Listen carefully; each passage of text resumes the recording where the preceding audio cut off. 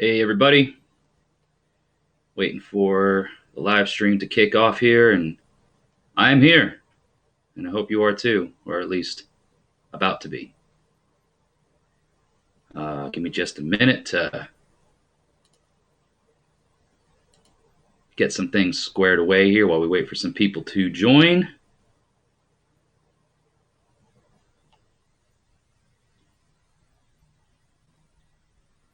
Okay, I'm here, guys. I'm just getting some stuff squared away. Hello, Matthew Petrie, first live commenter in the chat, so thank you for joining. All right, folks. Let's see here. Okay. All right. So as you can tell by the title of this live video, it is the title is misleading. It says, can't really change it right now, but it's going to be a whole bunch of stuff going on. The app that I'm streaming through should have already changed the title of it, and I'm not sure why it didn't. But this is a 3-hour long special, 3-hour long live stream, longest live stream that I've ever done. And going to be doing a giveaway. Going to be doing a rune set sale, sort of in the fashion of a raffle, and reading some stories from the lore, open discussion, some scotch tasting, just all kinds of stuff, right? So that's what we've got planned for the next 3 hours. So thank you so much for joining. I'm going to try and keep up with the comments as best I can. Hey, Wyatt Coverdale, what's up? Hello, Dean. What's up? Hail and welcome. All right, folks. So it's Friday. Hope you guys are ready because I am. I've got a whole bunch of stuff set up here. I've got a bottle of water. I've got my just regular scotch I'm going to be sipping on, and then later on tonight we're going to be talking about a nice single malt that I just recently tried, and go from there. So you're carving Freya. Awesome, Matt. Guys, check out Matthew Petrie over at Odin's Beard Woodworking. So let's go ahead and get some stuff out of the way, everybody. So I'm going to be periodically putting some stuff down in the live chat. The first thing of which is going to be my Linktree link to all of the places that you can go to support Midgard Musings, whether it be Patreon, PayPal, Teespring, whatever other monetary ways. Of course, subscribe to the channel first and foremost. It's scrolling along down through the bottom of the screen here. Be sure to subscribe to the channel if you haven't already. If you don't want to miss anything, please ding that bell for notifications. So, hey, Nick, what's up? Awesome. Wyatt's mother, Anna, says hello. Well, hello, Miss Anna, and thank you for your hails and welcomes, and thank you for watching. So, yeah, guys, so here's the deal, right? I feel a sneeze coming on, and I'm trying not to do it because I don't want to sneeze in front of you. That would be rude. But here's the deal. This channel is quickly approaching 4,000 hours of watch time, and it's a big deal once it does get to 4,000 hours of watch time. So that's why we're here tonight. We're here to really get a lot of folks engaged and watching and stuff like that. So far, it looks like I've got about 8 or 9 people tuned in. Yeah, Matt, the Linktree thing is great because you can, if you have like multiple platforms that you want people to go to, it's like a one-stop shop, right? If you click on the Linktree, you've got all of your social media, all of your website information, all of your it's going to happen. I'm very sorry. Hope I didn't blow your ears out. But yeah, it's like a one-stop shop, right? So you don't have to like have a laundry list of links to send to people. You just, here's my Linktree, click on it, and it's got everything. So if you click on that, you'll see what I'm talking about. Hopefully it'll help alleviate and keep things nice and organized for you. But it's got all of my information up in there in the link tree. So please, subscribe, follow, share the video. Obviously, I've got X amount of people watching. We need as many people watching tonight for the 3 hours as possible. So here's what's going to happen. You already know why I'm doing it and why we're here. But here's why. Okay. Yeah, no problem. Hey there, T Rush. Who's that? I can't see.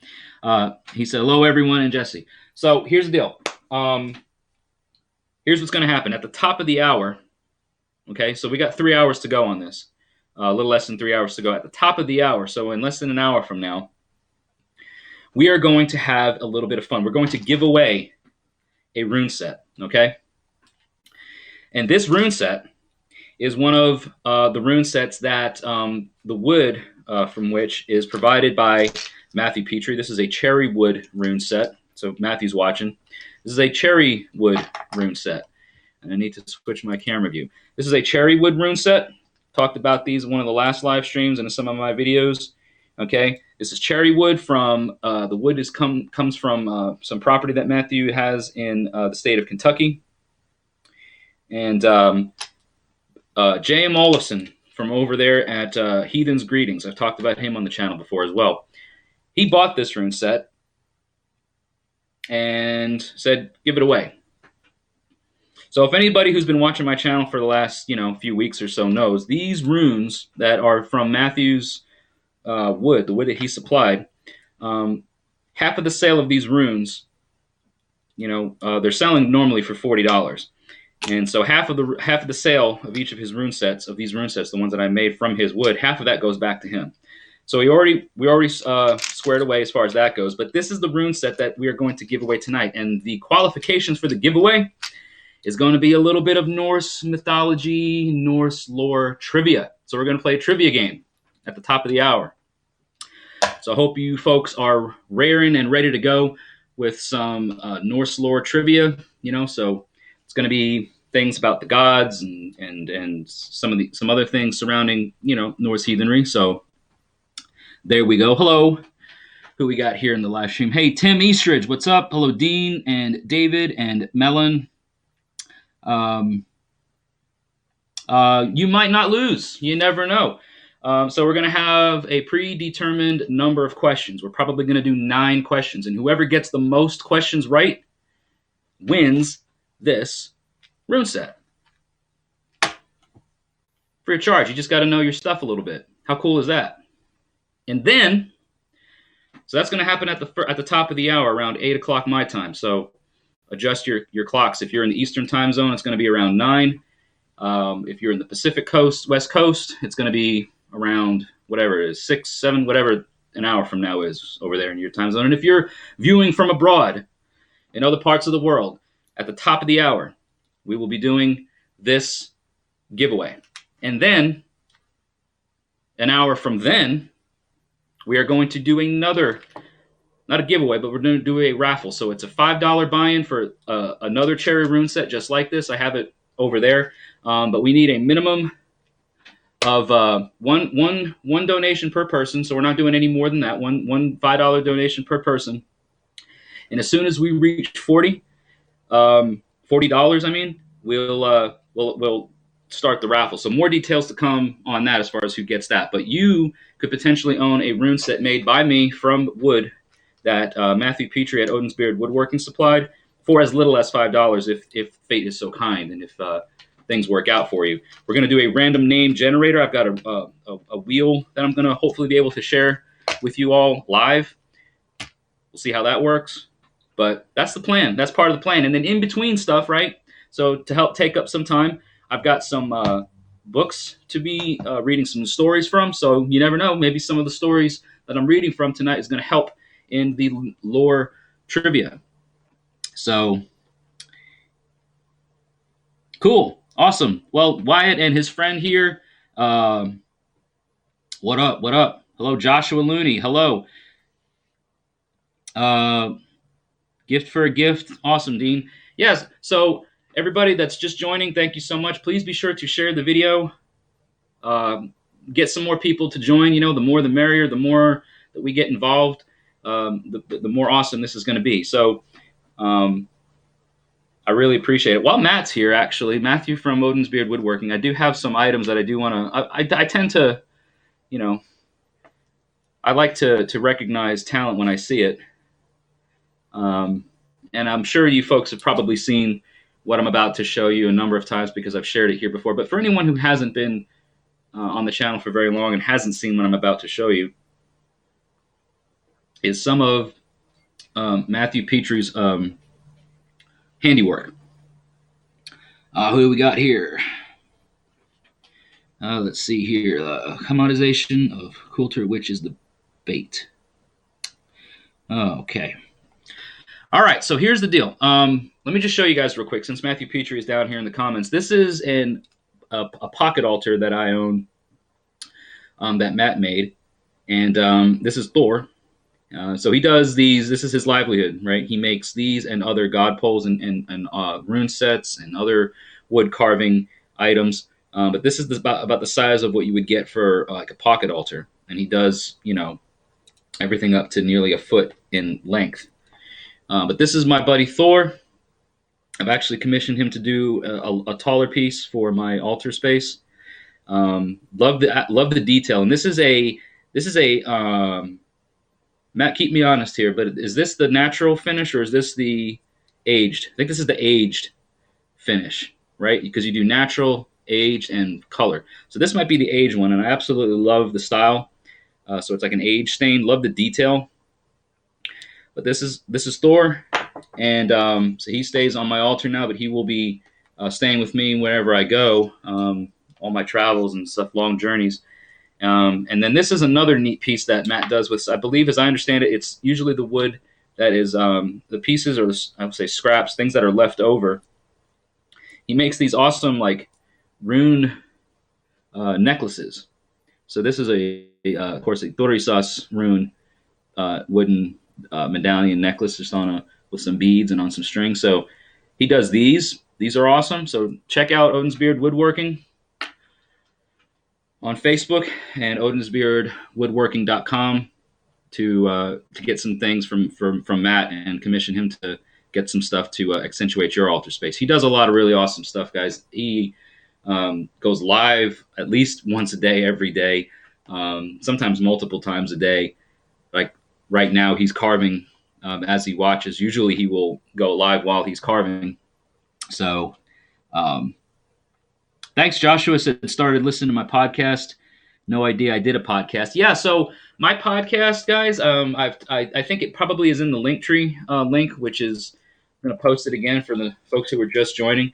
But I haven't done it in so long. But a lot of it is either repeat content that I put out here on the channel, but it's been so long since I've done it, I do need to check back in there and do it, because I know some people that like the podcast thing. They don't necessarily watch what I'm doing on YouTube, but they like to listen. So I do want to get back into that. Hey, Christina, happy Friday to you. And it is Freya's Day, exactly. Thank you, Matt, for keeping me honest with the aged altarpiece. Well, that's great. Melon, if you want to do something when you say, when you grow up, then by all means, do it.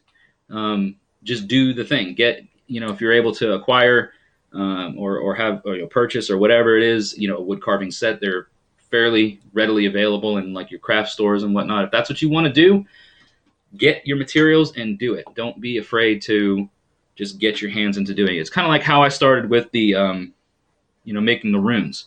They started as a very, my first couple rune sets were, and I'm not the greatest, you know what I mean? I'm not the greatest. I'm not a professional, as it were. But I've gotten better because I've had more practice. So, the more you do it and the more your hands are in it, your style is going to change, develop something unique over time. You can tell it's, but the handcrafting and hand carving and hand, workings of things, there's a lot of power in those items, right? Because your essence, your efforts, your weird in a sense is tied to these things. So, you want to talk about the magical elements of rune sets and whatever.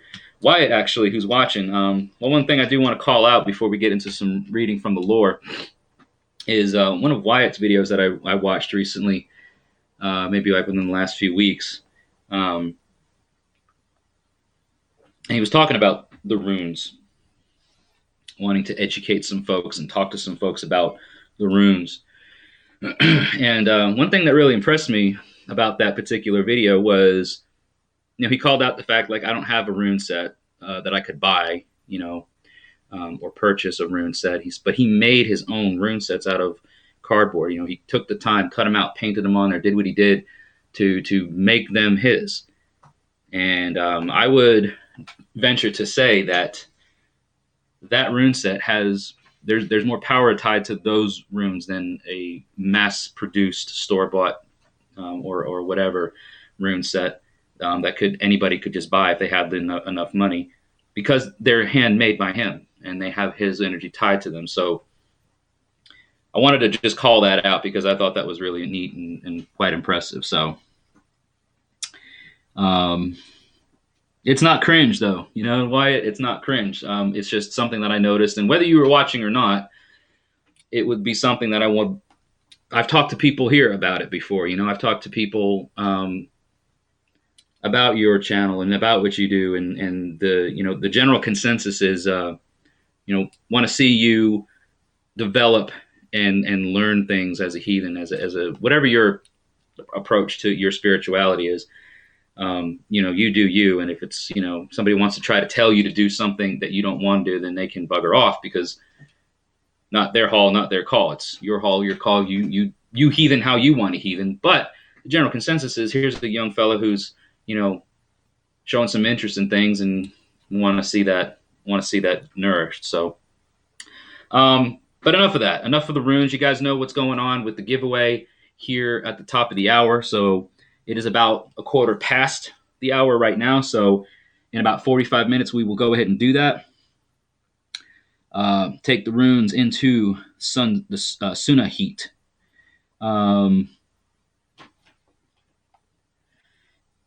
But so, yeah, I'm trying to keep up with the comments, everybody. So if I miss it, it's nothing personal. I'm just trying to, keep up with everything. So Wyatt's your big brother. Awesome. Well, hail and welcome, and thank you all again for joining tonight's live stream.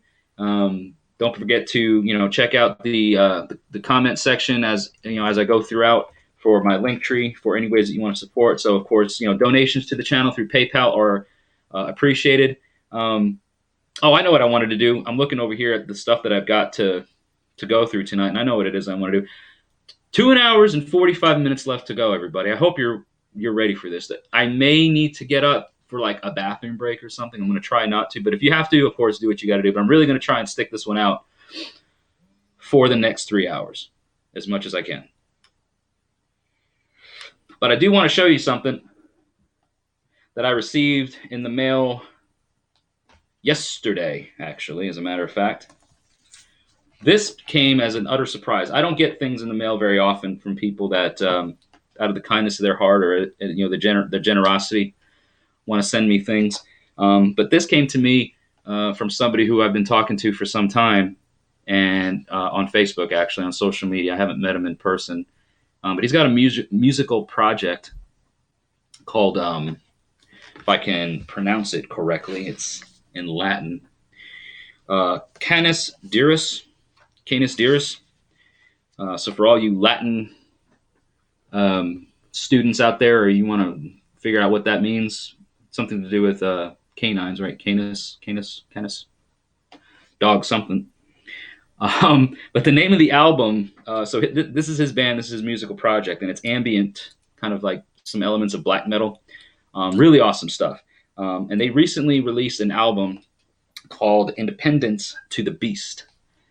And last year, as a matter of fact, around this time last year, maybe at the beginning of June of 2019,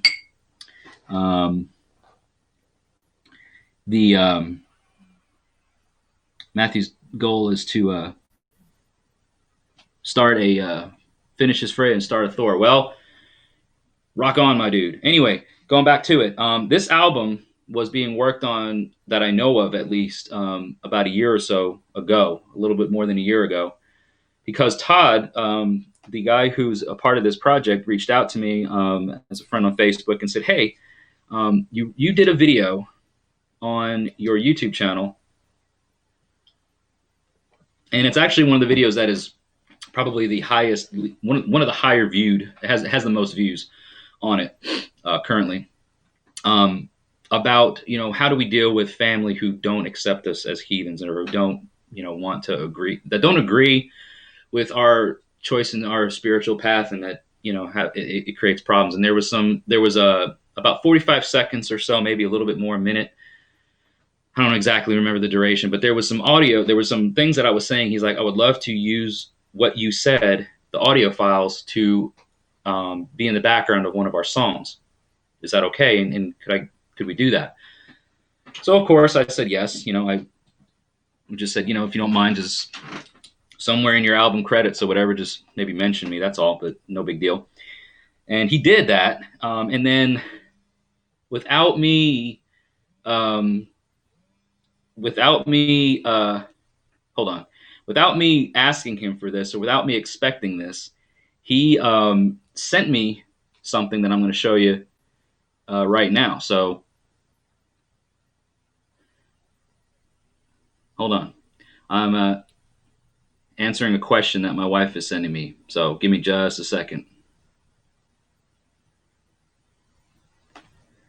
So, anyways, the album I'm going to show you right now. I got this in the mail the other day. He sent me, first of all, he sent me this really awesome with that, like, their binder and stuff. I'm going to show you the album artwork again. So it's really epic. It says, "Jesse, thanks so much for the use of the audio from your stream." And Canis Dearest is the signature and stuff. So absolutely heartfelt and appreciated. But here's some stickers. So we've got, the sticker for their album. And let me just make sure. Actually, let me switch my camera view real quick. Yeah, so here you go. It's the Canis Dearest Independence to the Beast album cover. I'm going to try not to get the glare. And then here's another one. And these are stickers, okay? So here's another sticker that he sent. But this is the least of the coolness, right? Very awesome, very cool. But here's the big deal.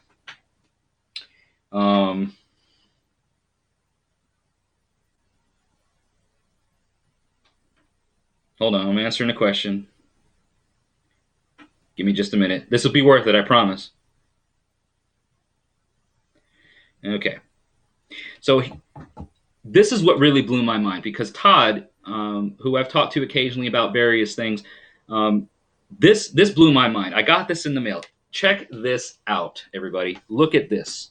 And the lighting is going to be horrible because of the glare, but I'm going to try to... Here, I'll just do this.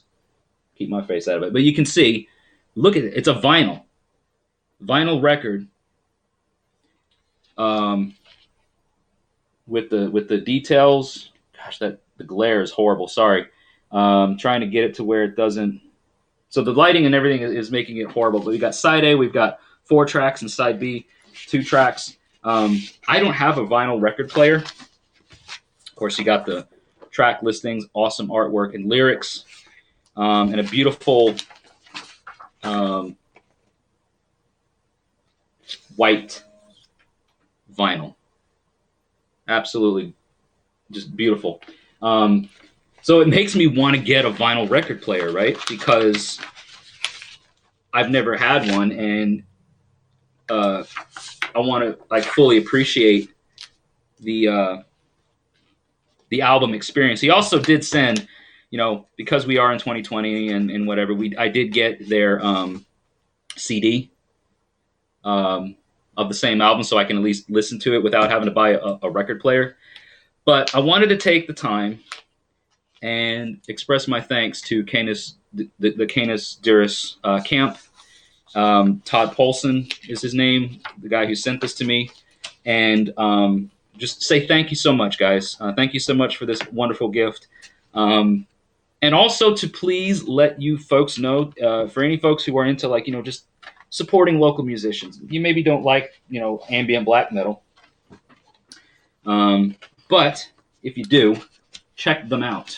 Okay. I am struggle busting like crazy here. Okay, there we go. So check out Canis Dirus. Again, it's CANISDIRUS on Facebook, Bandcamp, wherever else you know, get your music from these days. Give them a listen. Check them out. Support them because, man, that was an amazing gift and something that I was not expecting at all. Right? Because again, the whole thing started like a year ago, and things happened in between then and now. Obviously, a lot's happened, and it hit me out of the blue. So really awesome stuff. Be sure to check them out, please. Show them some your support as much as you can. We are is he wired or weird? Anyway, yeah. So thank you all for divulging indulging me. Divulging. I'm not asking to divulge anything. I'm asking to indulge me. So thank you for indulging me. Now let's get into it. Let's get into the show. So that killed about 20, 30 minutes of time. Gave a nice plug to Canis Dirus and all those folks out there. So be sure to check them out. Just want to say hello to Angel Rose, Anna. Hello. Didn't say hello to you, but there it is. So Anna Coverdale, Mama Coverdale. Is that okay? Hope you don't mind. But hail and welcome. So appreciate you tuning in and appreciate the level of attention that you're putting on keeping your son safe online and everything like that. I just want to say really well done. So without further ado, we have a giveaway to do at the top of the hour. And that giveaway is going to involve some Norse lore or Norse mythology trivia. So this book has been featured on my channel a number of times. I've actually read from this book a lot during some live streams, and I think I've read from this book maybe during a video. But I know I've at least talked about it a half a dozen times. This book came to me from a very, very dear friend of mine who is one of the very few people who I call brother. He is also my Gothi from my tribe.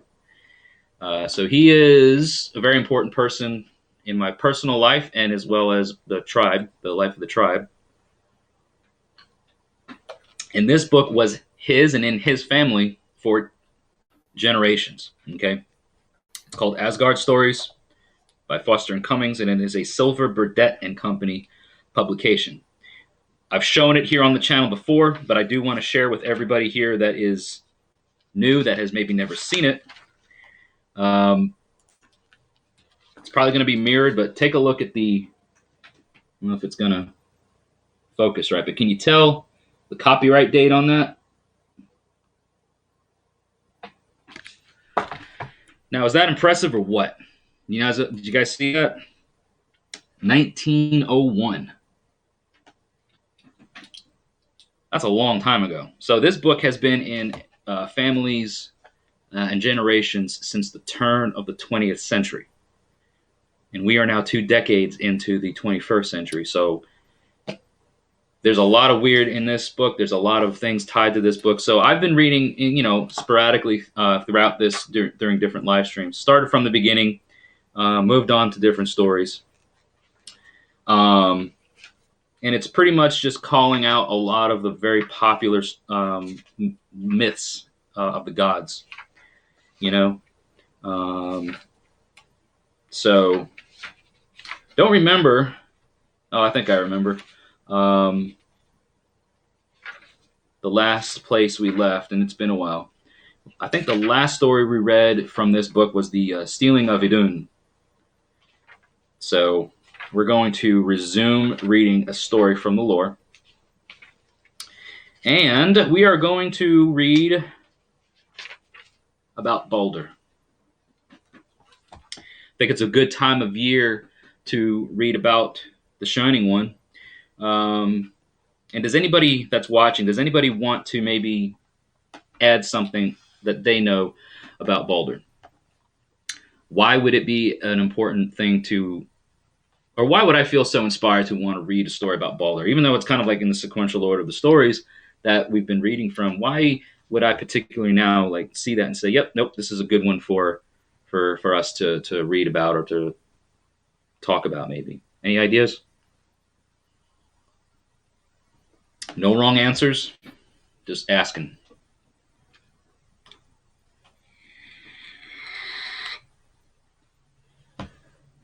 He is dead, um, in a sense, yeah. And trying to find the please repeat the name of that book. Yeah. So Christina, it is the name of this book is Asgard Stories, and it is a Foster and Cummings Burdett Silver Burdett and Company publication. I don't even know if this is something that you can find online or whatever, but it is very special. Sign of Ragnarok. Um, so the reason why I personally thought it would be a great time to read about the story of Balder is because we are in the time of year right now that has just passed, at least in the northern hemisphere. So I'm in Tennessee. I know a lot of folks that are watching are in the United States, various time zones, East Coast, whatever. Um, which, by the way, wherever you're watching from, go ahead and drop a comment down below because I always love to see where everyone's tuning in from.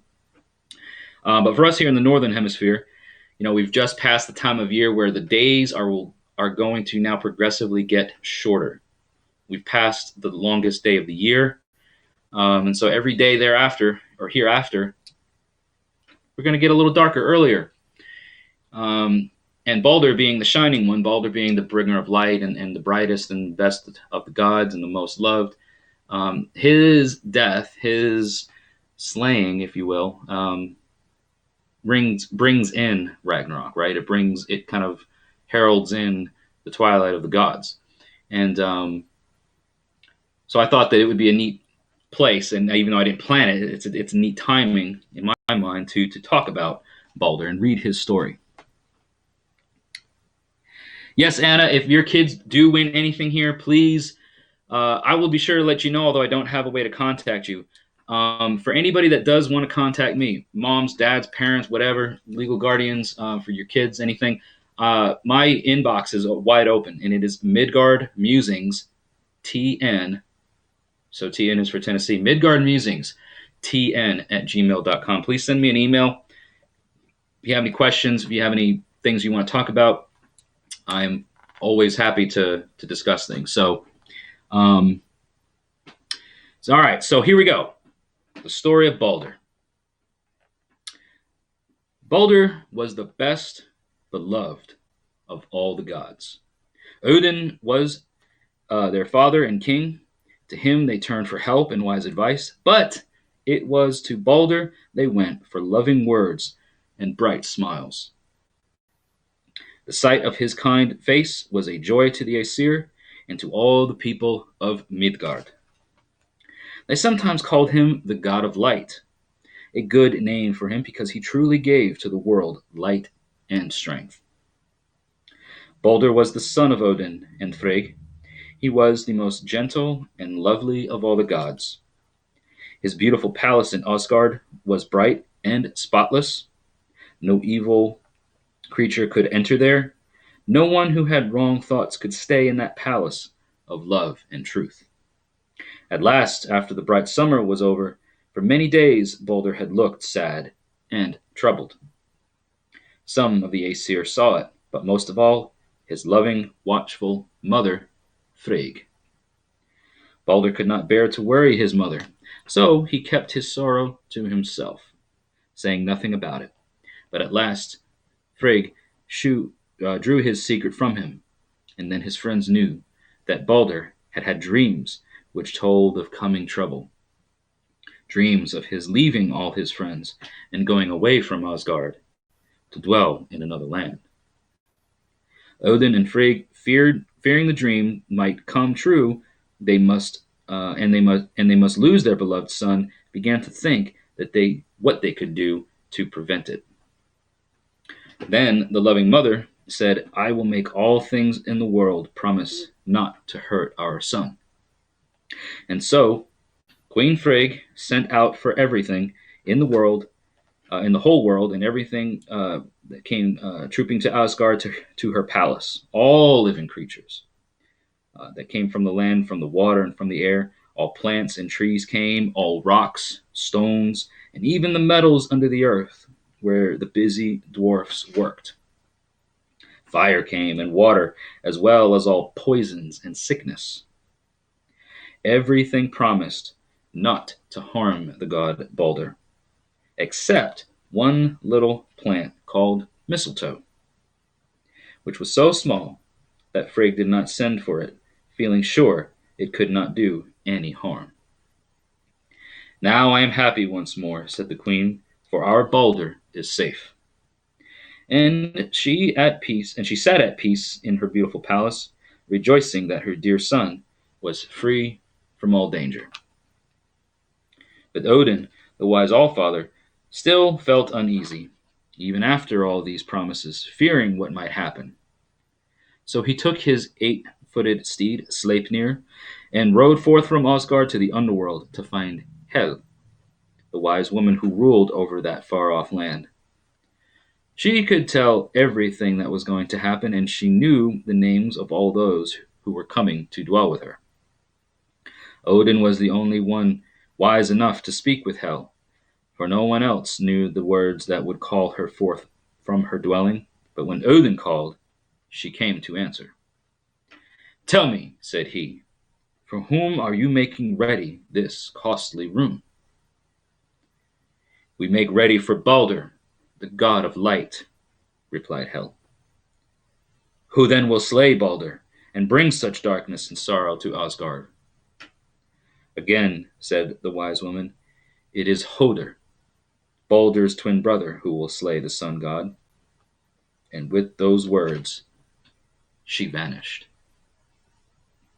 Sadly, Father Odin returned to Asgard and told his wife the words of Hel. But Frigg was not troubled in her heart, for she felt sure that nothing would hurt her dear son. Now, one beautiful sunny day at the end of summer, the gods had all gone out to an open field beyond Asgard to have some sports. As they all knew that nothing could hurt Balder, they placed him at the end of the field for a target and then took turns throwing their darts at him, just for the fun of seeing them fall off without hurting him. Quite an interesting game, right? Let's go throw things at somebody. But they thought that this was showing great honor to Balder, and he was pleased to join in the sport.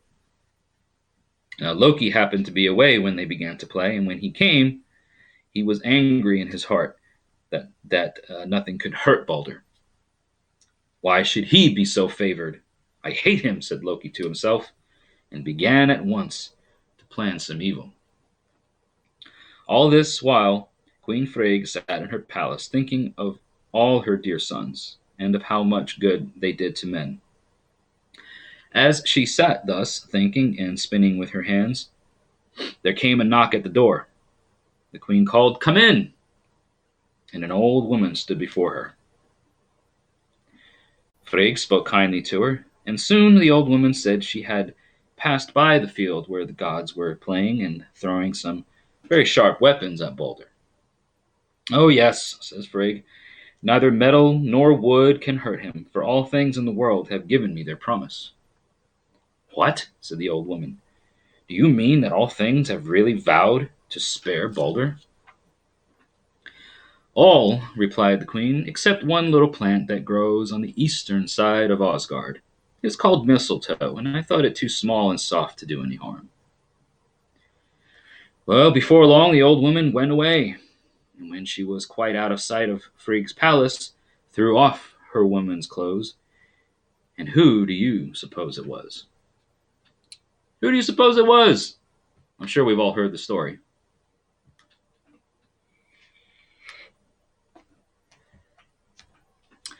Well, no woman was it, but that wicked Loki, of course, who hurried away out of Asgard to find the poor little plant that did not know about Balder's danger. And when he came to the place where the plant grew, Loki, cutting off a branch, quickly made a sharp arrow which he carried back to the playground where the Aesir were still at their game. All but one, Hodr, the god of darkness, Baldur's blind twin brother. Then Loki went up to Hodr and said to him in a low voice, "Why do you not join with the others in doing honor to Baldur? I cannot see to take aim, you know, and besides, I have no weapon," said Hodr. "Come then, here's a fine new dart for you, and I will guide your hand," whispered wicked Loki.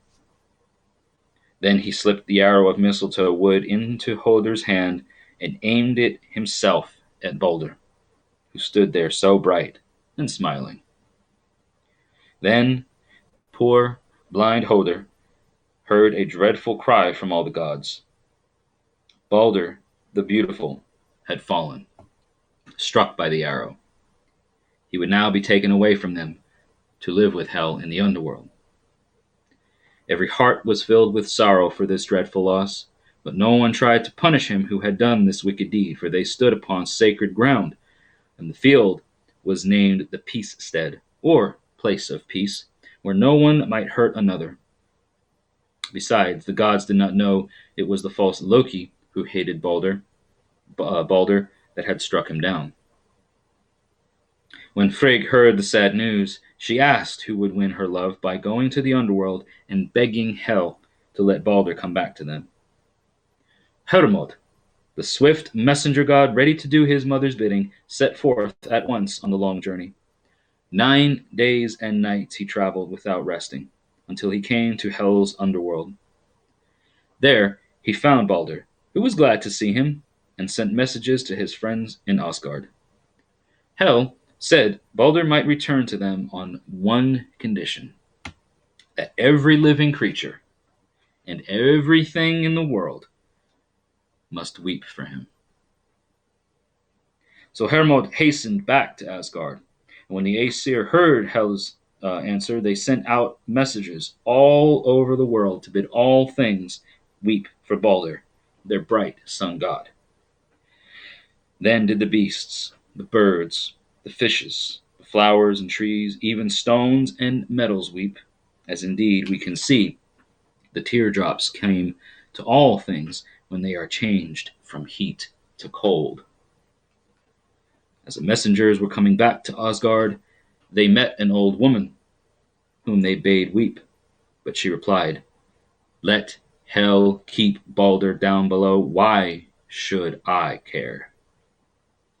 When the Aesir heard of this, they thought it must have been the same old woman who went before to Frigg's palace, and we know who that was. And so, as Baldur the Beautiful, Baldur the Bright, did not come back, and all the dwellers in Asgard were sad and sorrowful without him.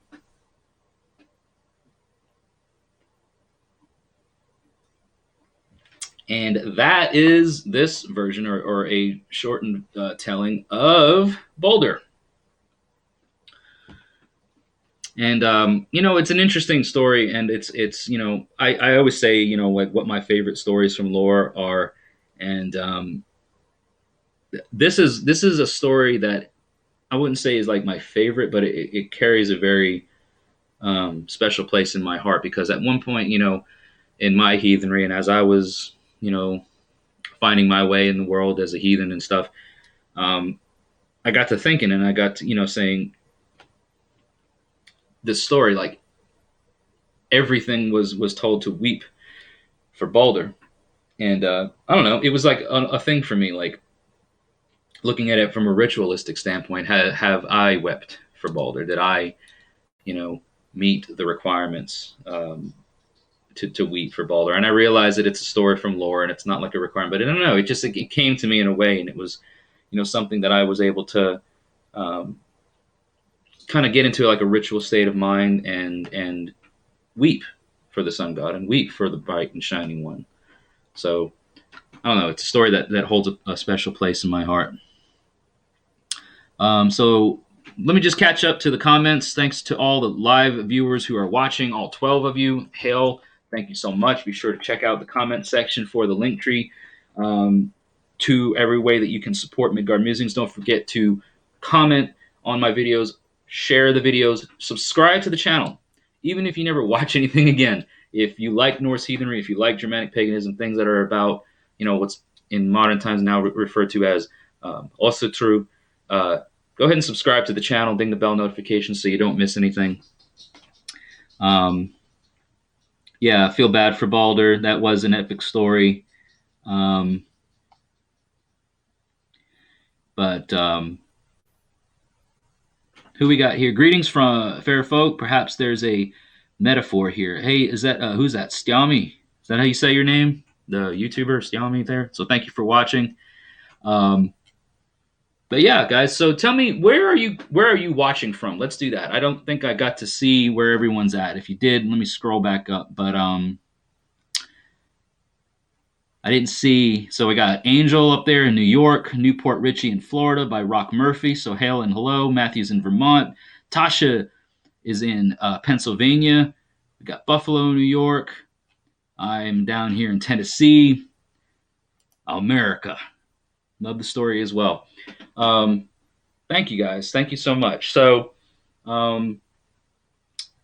any other stories of the lore? We're going to continue on in kind of like I don't want to say a prose fashion of the stories, but we're definitely going to read some more stories of the lore. Now, it is about 15 till the top of the hour. Want to read another one? Let's see what else we've got here. What other story do we have? Ooh, this one might be a good one. This might be I'm not from the South, okay? If you haven't noticed, I don't have a Southern dialect, but I just said this might be a good one, as though I am adopting a Southern phrase. So this might be a good one. This might be a good one. Matthew, you're in Vermont. You're from Kentucky. You understand the various Southern vernaculars, right? This one right here might be a good one. This one right here might be a good one. We're gonna forget that never happened. Erase that from your memory banks, right? Don't want that to. Do I sell those? Do I sell what? Are you asking me, Melon? Are you asking? Yeah, Matthew's in Vermont. I speak English, not Southern.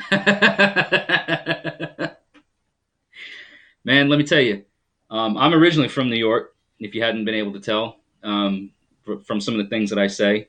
But the part of New York that I was born and raised in was very rural and had a lot of, like, I did a lot of hunting and fishing and stuff like that when I was living up, back there. And I thought, well, I'm going to move to the South and it's going to be, just, I'm a country guy. I lived out, I like to go out in the woods and everything. Let me tell you something. When I moved down to Tennessee 15 years ago, it was like a whole new.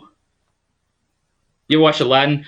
A whole new world, right? It was a whole new world, man. It was a totally different, like, culture down here, man, and it blew my freaking mind. It was like I thought I was country. I thought I was like, because I worked on a farm for a decade, over a decade, so I was feeding cattle and I was shoveling crap and I was baling hay and I was cutting trees with chainsaws and everything. I thought I was like,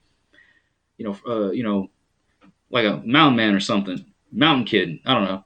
And then I moved down here to Tennessee and I got it shown to me that there's a little difference. Actually, there's a big difference between what's country up in the north and what's country down south. And it was a whole other level. It was not, let me tell you this right now. It is not on a whole nother level. You'll never hear me say it intentionally that something is on a whole nother level. It's either it's on a whole other level or it's on another whole level. Because if you're going to say that it's on a whole nother level, then that implies that there is a partial nother or half a nother. What is a, quote, nother? It's not. Now we're getting into stuff that's not important. But anyways, you guys are country versus hillbilly, Rock Murphy, redneck versus hillbilly, all the various terms It is a whole other story. It is either another whole story or it's a whole other story. I'll just leave it at that. So anyway, we're approaching the top of the hour. Let's go ahead and read one more story from the lore called Aegir's Feast. Who knows, watching right here down in the comments, who knows who Aegir is? Anybody? Matthew is country. As they say down here, you're as country as cornbread, right? So who is Aegir? Matt, don't give it away. I know you know. Who else knows who Aegir is? We're getting into some of the trivia before the trivia games begin.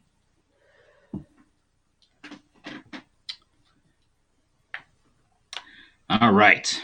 What else we got here? You didn't have running water until 1997, Matt?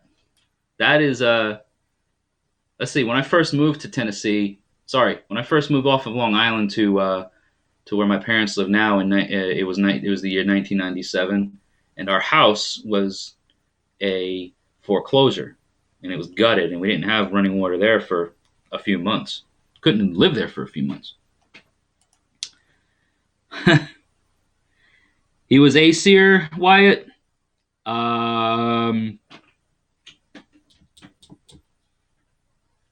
Which tribe Aegir was attested to? I want to say Vanir. Could be wrong. Could very much be wrong. But what he is most closely attested to and most closely tied to, at least in the lore, is the seas, the oceans, right? So anyway, let's read the story of Aegir's Feast. Thank you all for staying around and watching. We are closing in on 1/3 of the length of this live stream. Got 2 more hours to go here. Now, if you're wondering who Aegir is, Aegir was the ruler of the ocean, and his home was deep down below the tossing waves where his water is calm and still. There was his beautiful palaces in the wonderful coral caves. Its walls are hung with bright-colored seaweeds and the floor of white sparkling coral sand. Such wonderful sea plants grew all about, and still more wonderful creatures, some which you could not tell from flowers, waving their pretty fingers in the water. Some sitting fastened to the rocks and catching their food without moving, like the sponge. Others darting about and chasing each other. And here we have a poem of sorts. Deep in the wave is a coral grove, where the purple mullet and goldfish rove, where the sea flower spreads its leaves of blue that never are wet with falling dew. But in bright and changeful beauty shine, far down in the green and glassy brine. The floor is of sand like the mountain drift, and the pearl shells spangle the flinty snow. From coral rocks and sea plants lift their boughs where the tides and billows flow. The water is calm and still below, for the winds and waves are absent there, and the sands are bright as the stars that glow in the motionless fields of upper air. Now in that ocean home lived the lovely mermaids, who sometimes came up above the waves to sit on the rocks and comb their long golden hair in the sunshine. They had heads and bodies like beautiful maidens with fishtails instead of feet. Now I'm going to pause for the story's sake because this is the first time that I've ever read anything that is tied to Norse lore where mermaids were mentioned. I don't recall if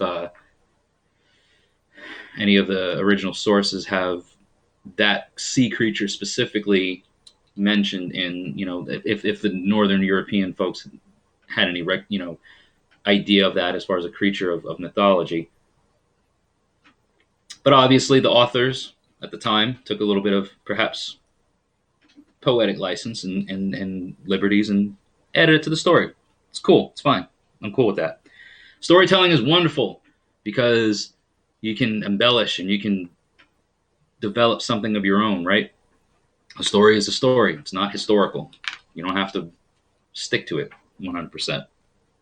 Anyway, one day the gods in Asgard gave a feast, and Aegir was invited.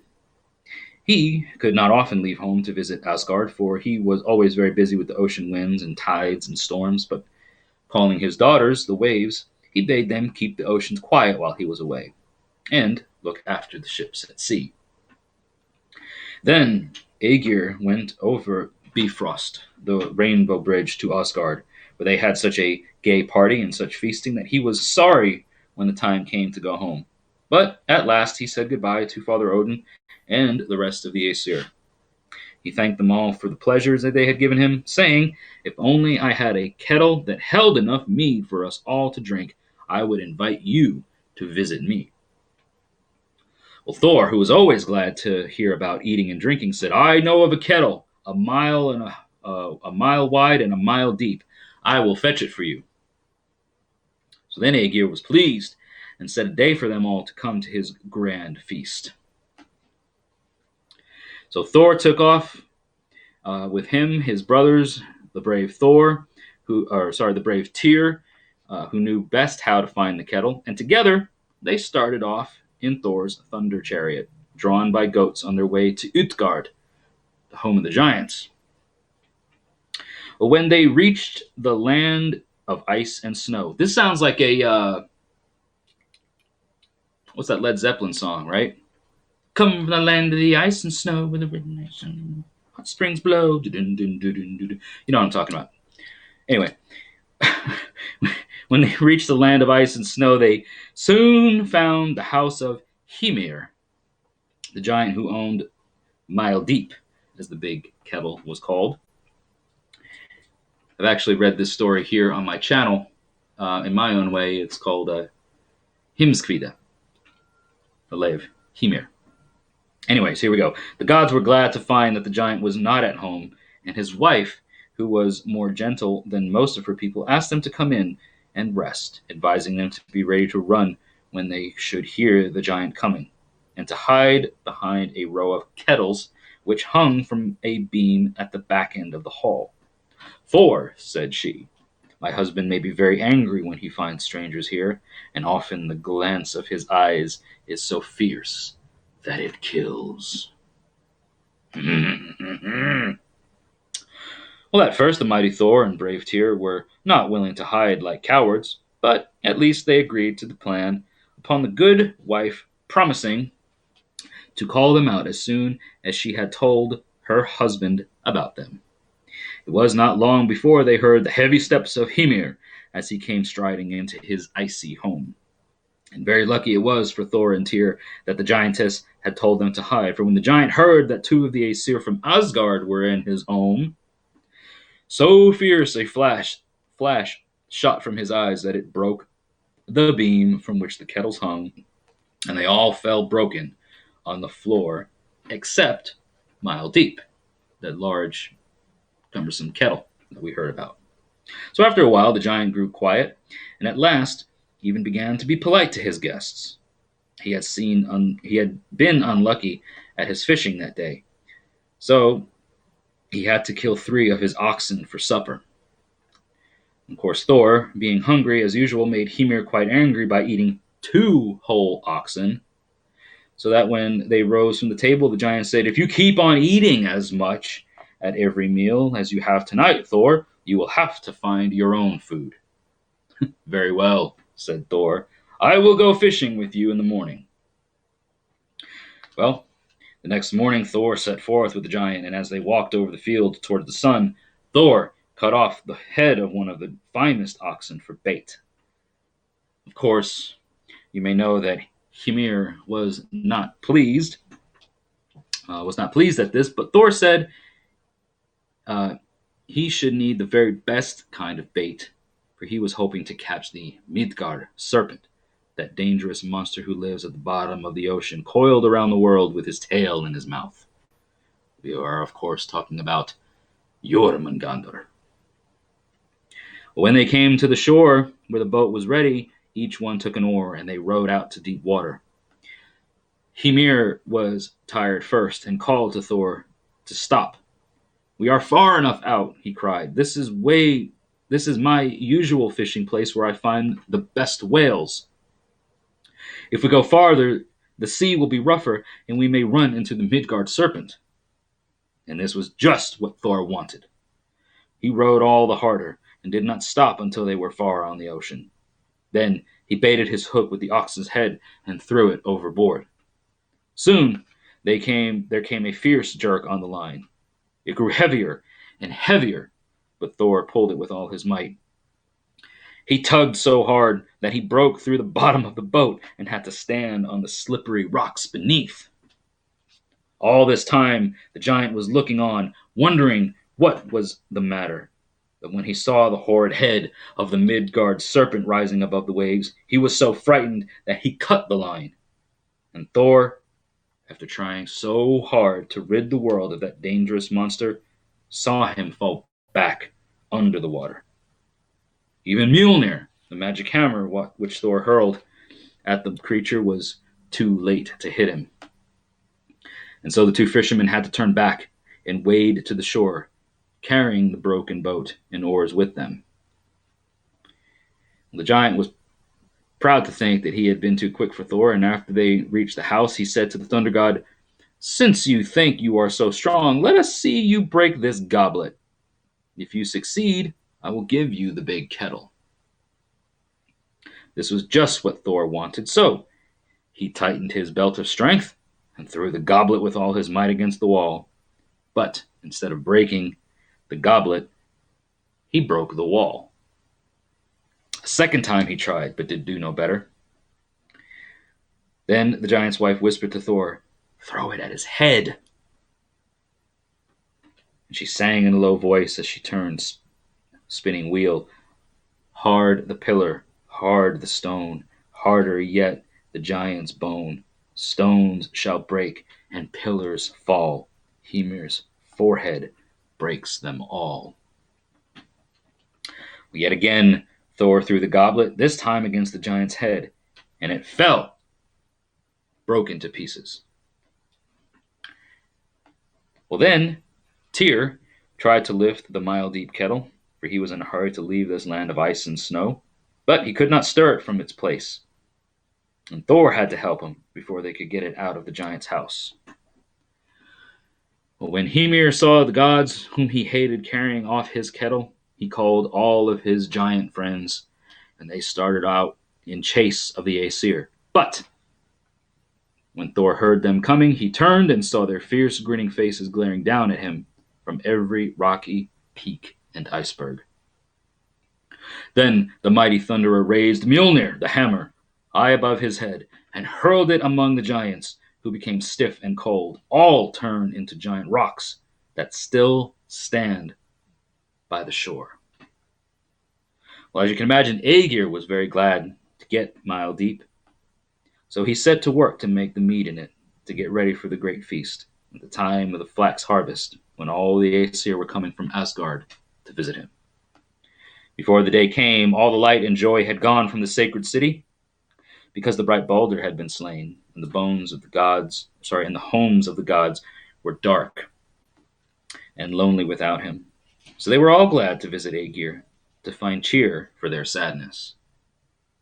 There was Father Odin with his golden helmet, and Queen Frigg wearing her crown of stars, golden-haired Sif, Freya with Brisingamen, the wonderful necklace, and all the noble company of the Aesir. All except Thor, who had gone far away to the giant land. You hear my dogs barking. Somebody's here. Probably my wife coming back home. Almost done. Just another paragraph, and then we get off into the trivia of things. So as they all sat in Asgard, or Aegir's beautiful ocean hall, drinking the sweet mead and talking together, Loki came in and stood before them. But finding he was not welcome and no seat safe for him, he began to say ugly things to make them all angry, and at last he grew angry himself and slew Aegir's servant before they praised him. The Aesir drove him out from the hall, but once more he came in and said such dreadful things that at last Frigg said, "Oh, if my son Balder were only here, he would silence thy wicked tongue." Then Loki turned to Frigg and told her that he himself was the very one who had slain Balder. He had no sooner spoken than a heavy peal of thunder shook the hall, and angry Thor strode in, waving his magic hammer.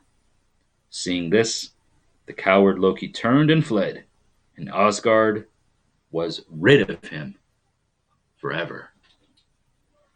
Now, we will perhaps tonight, since we have time, go into the story of what is commonly referred to as Lokasena, the fleeting of Loki, where he's in Aegir's hall and he starts saying all these things and, raises all kinds of a ruckus amongst the Aesir in Aegir's hall.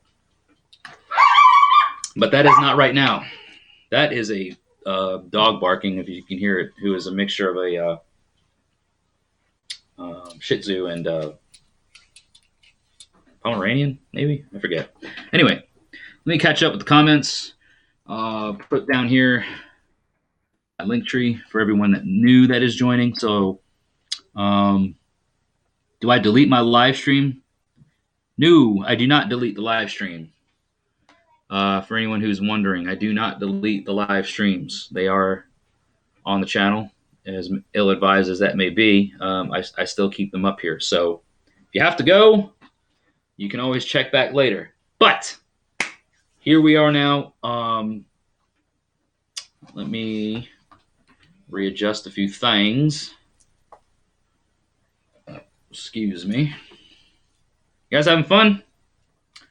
We are an hour down, 2 hours to go.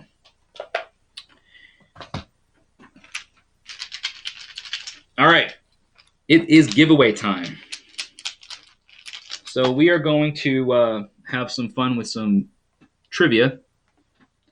Norse lore, Norse mythology trivia.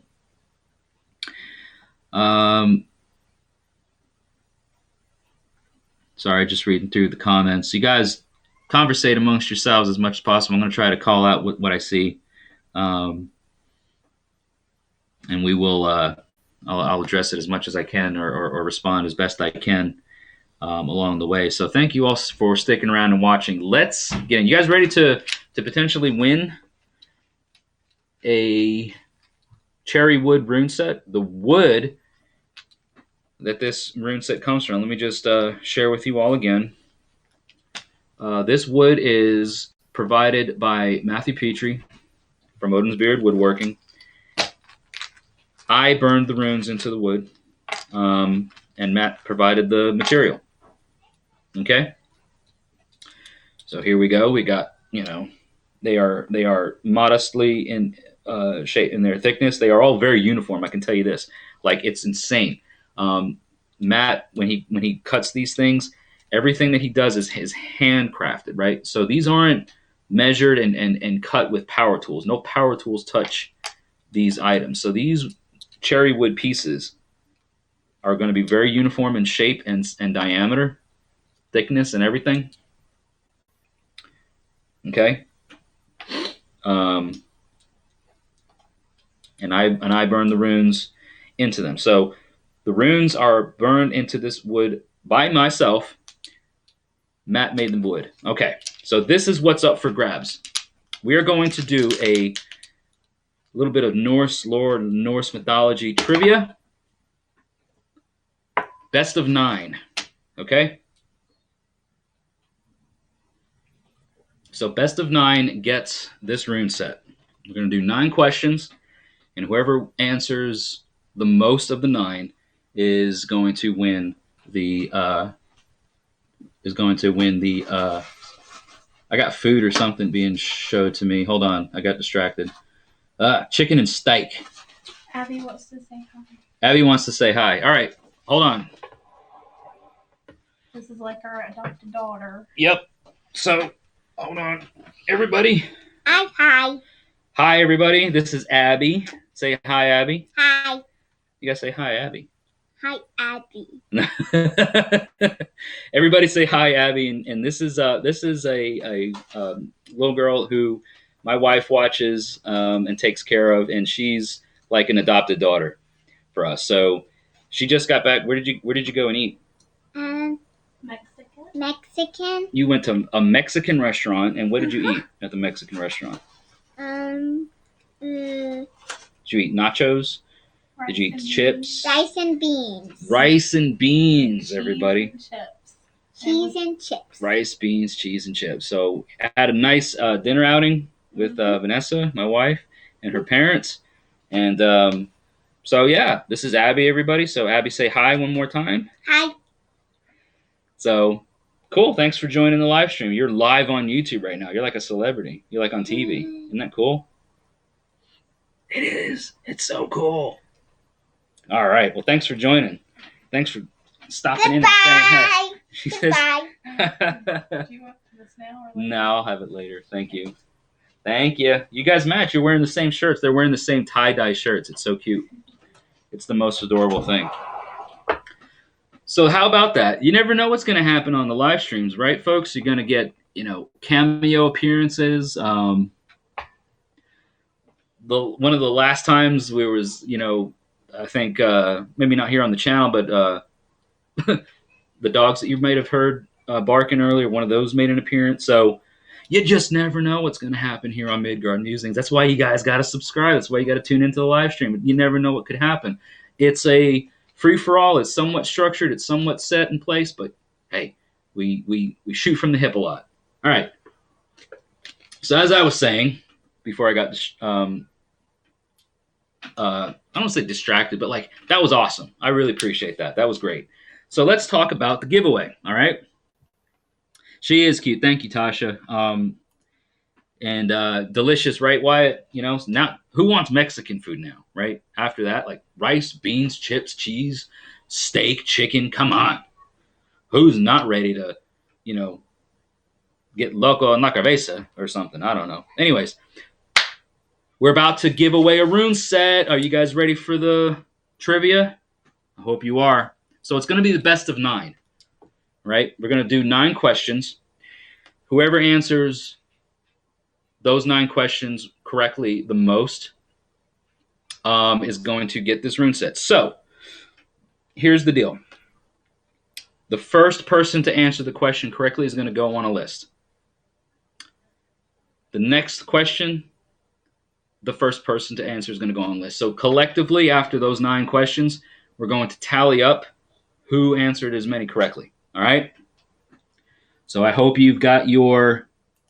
Matt Petrie said he's going to stay out of it.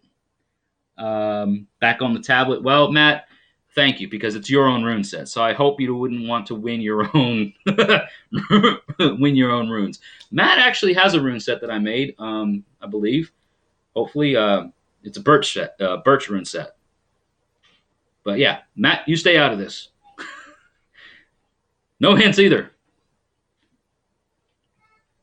All right, ladies and gentlemen, boys and girls.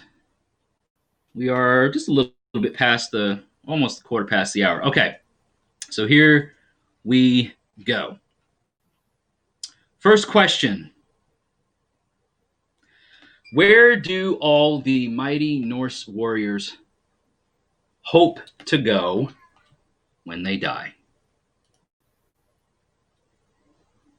Where do all the Norse warriors hope to go when they die?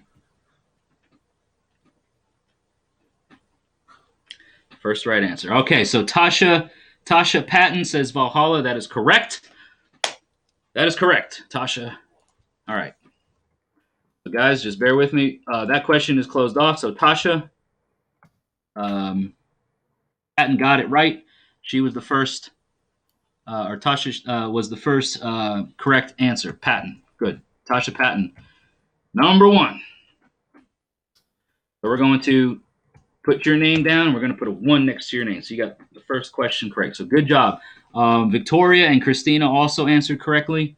It is Valhalla or Valhall in Old Norse, but you did answer the question correctly. So good job on answering it quickly and correctly, Tasha Patton. All right. That's question number 1. Question number 2. What texts are the main sources of Norse mythology? The main sources. What are the texts called?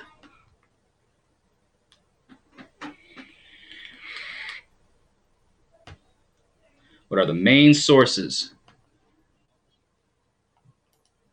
of Norse mythology called?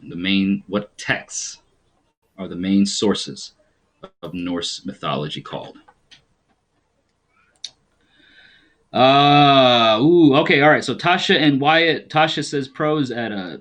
Wyatt Coverdale says poetic Edda and prose Edda. So it's not a specific. It's not specific.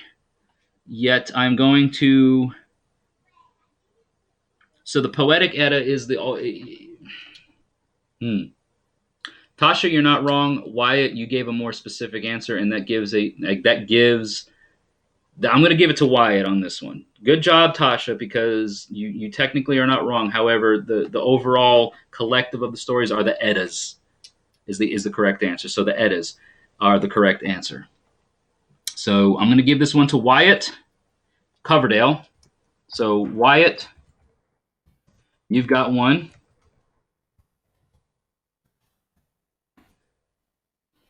So the correct answer is the Eddas. Not necessarily the prose Edda or poetic Edda, but because Wyatt included both, I'm going to give it to him on this one. So good job on that. All right. Question number 3. What did the Norse call their poets? What is an Old Norse name for a poet or storyteller or a poet, as it were? We're gonna use that term. What is a Norse term for a poet?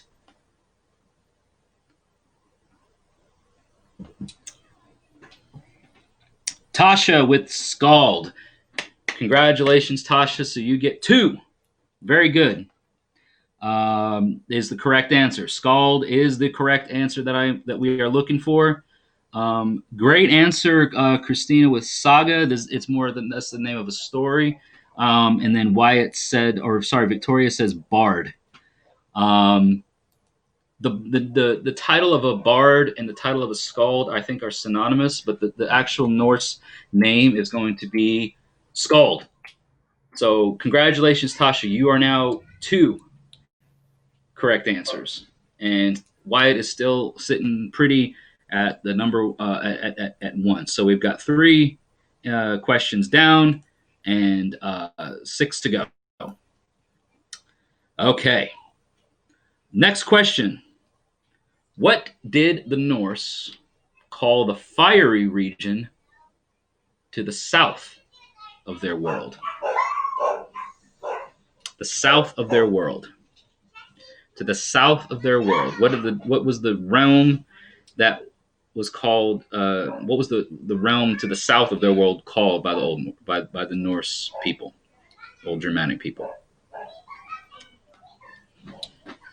You could say south geographically. South is like a relative term, but what was the realm called by the Old Norse folk that existed to the south of their world? To the south of, if you want to say, Midgard.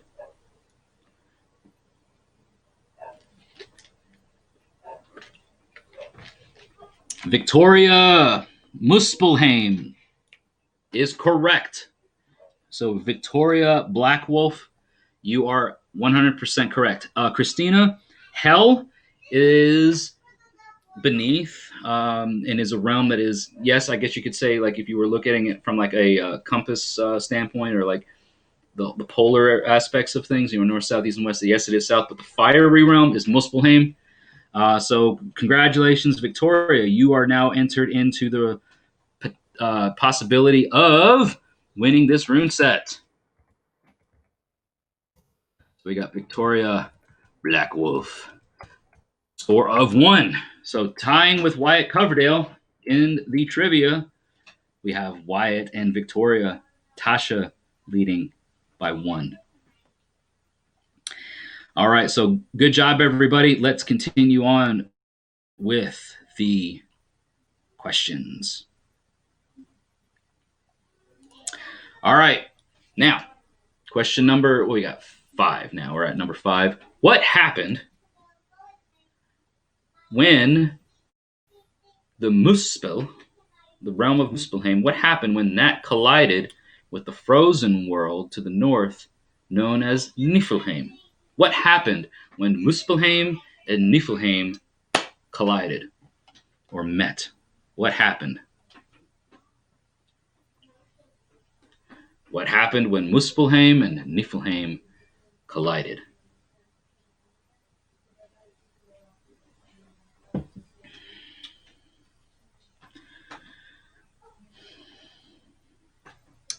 Wyatt Coverdale's answer is that it created the first ice Jotun Ymir.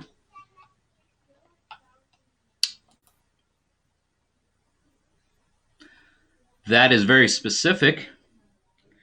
It's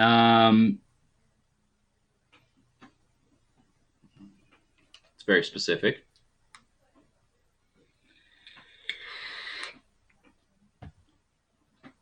And you are correct.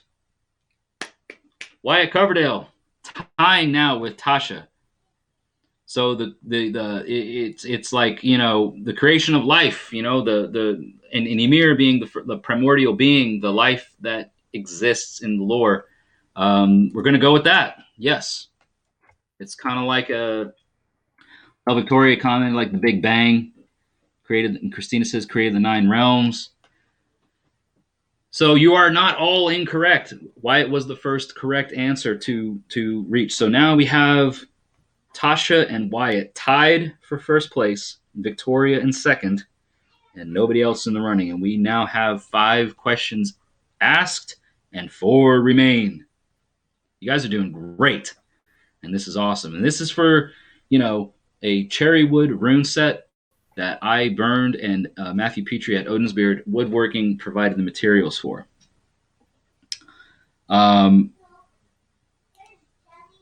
So the next question: what was the first living thing according to Norse myth? Now, I'm not looking for a name. I am not looking for a specific name. I am looking for a species, you know, not a specific name or anything like that. What was the first living thing according to Norse myth? First living thing according to Norse myth. Let's see here.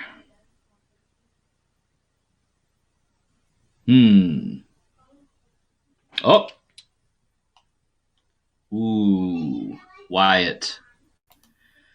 Ice giant is the correct answer, closely in front of Tasha, who says a giant, but you are right. The ice giants, the frost giants, Ymir being the primordial sacrifice, the first living being attested to in the lore. Yes, Ymir is a specific name, but I'm not looking for a specific name.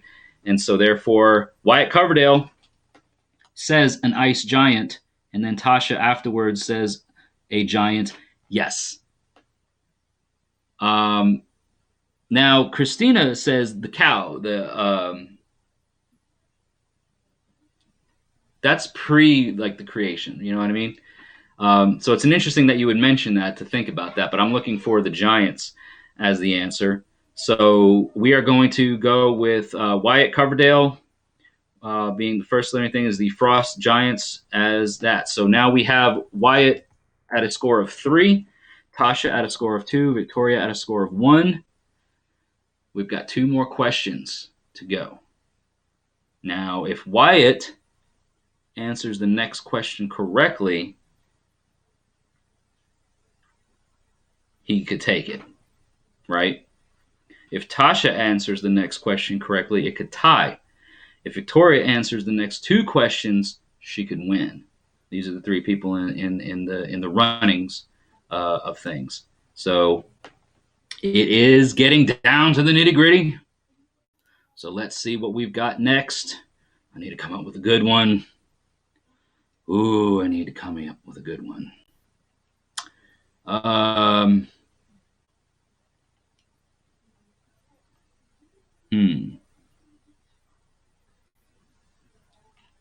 Let's see here. I'm trying to come up with a good one because this could shift things very, very. It's a pivotal moment right now in the trivia questions.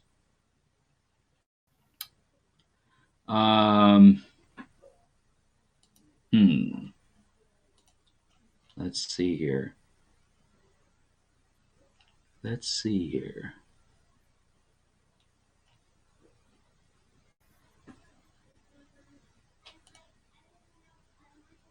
Okay. What was the first animal created to accompany and nourish Ymir? What was the first animal created to accompany and nourish Ymir?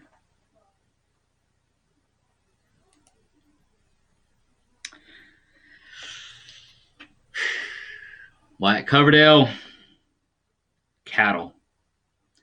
That is technically correct. Because what is it? I always get the name wrong, but it's the cow. It's the cattle, right? So Wyatt says cattle. Tasha says cow. Thank you, Victoria. Aldumla is the primordial cow, which Wyatt says a cattle. I'm not looking for a name, and that is correct. That is absolutely 100% correct.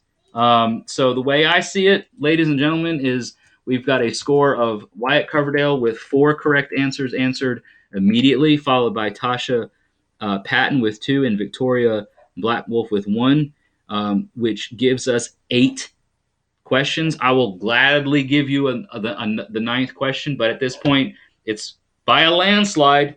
Wyatt Coverdale won the rune set. Because at this point there's no other questions that anybody could ask that would win in the giveaway. So congratulations, Wyatt. I'm going to need to get from either you or your mother Anna or whatever a shipping address to be able to get these out to you. So very well done, and I'm glad. As a matter of fact, I am very glad that you were participating in this trivia because I've been wanting to get something to you as far as the runes go for some time, and it hasn't worked out. So your mother was watching. She's aware of what I'm doing. So please, if you don't mind, make sure that I get your shipping information. Your mother can email me if that's the way you want to do it. I'm fine with that.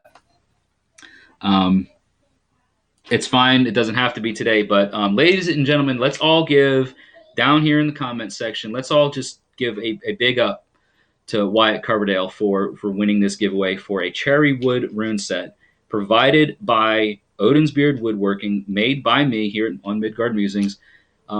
May they serve you well, my young friend. May the runes always serve you well, and I hope you enjoy them when you get them. So whenever it works out for you on your end, just reach out to me. So congratulations, Wyatt Coverdale, in the trivia section. This was fun, everybody. This was a lot of fun. Now, I want to say that everybody who's participated in the trivia tonight who did not win this rune set, you still have a chance later on tonight. If you stay with me on this live stream, you could potentially have a rune set that will only cost you $5. Okay? Now, what do I mean by that? What I mean by that is that before this live stream ends, before 10 p.m., so right now it is half past the hour. So we've got another hour and a half left to go on this live stream, holding strong. Before this live stream ends, probably around the top of the hour again, we're going to open up the raffle.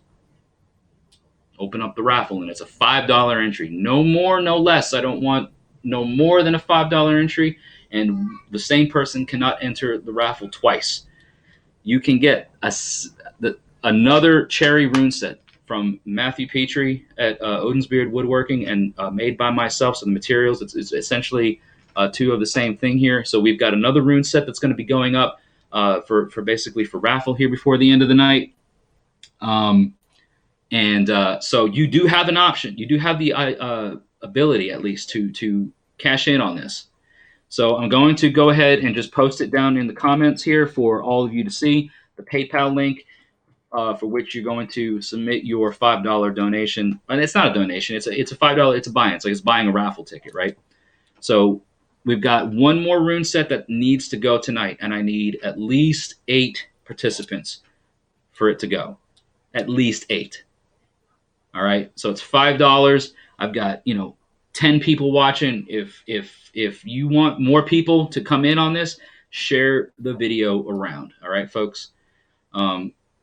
Got to get at least 8 participants in on this before this live stream ends. Okay.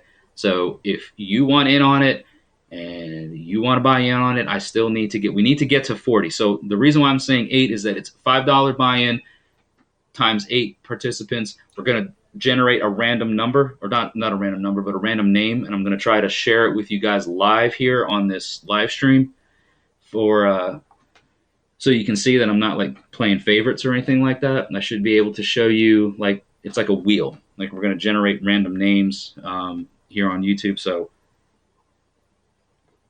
random name generator, a minimum of 8 participants, $5 donations. Okay.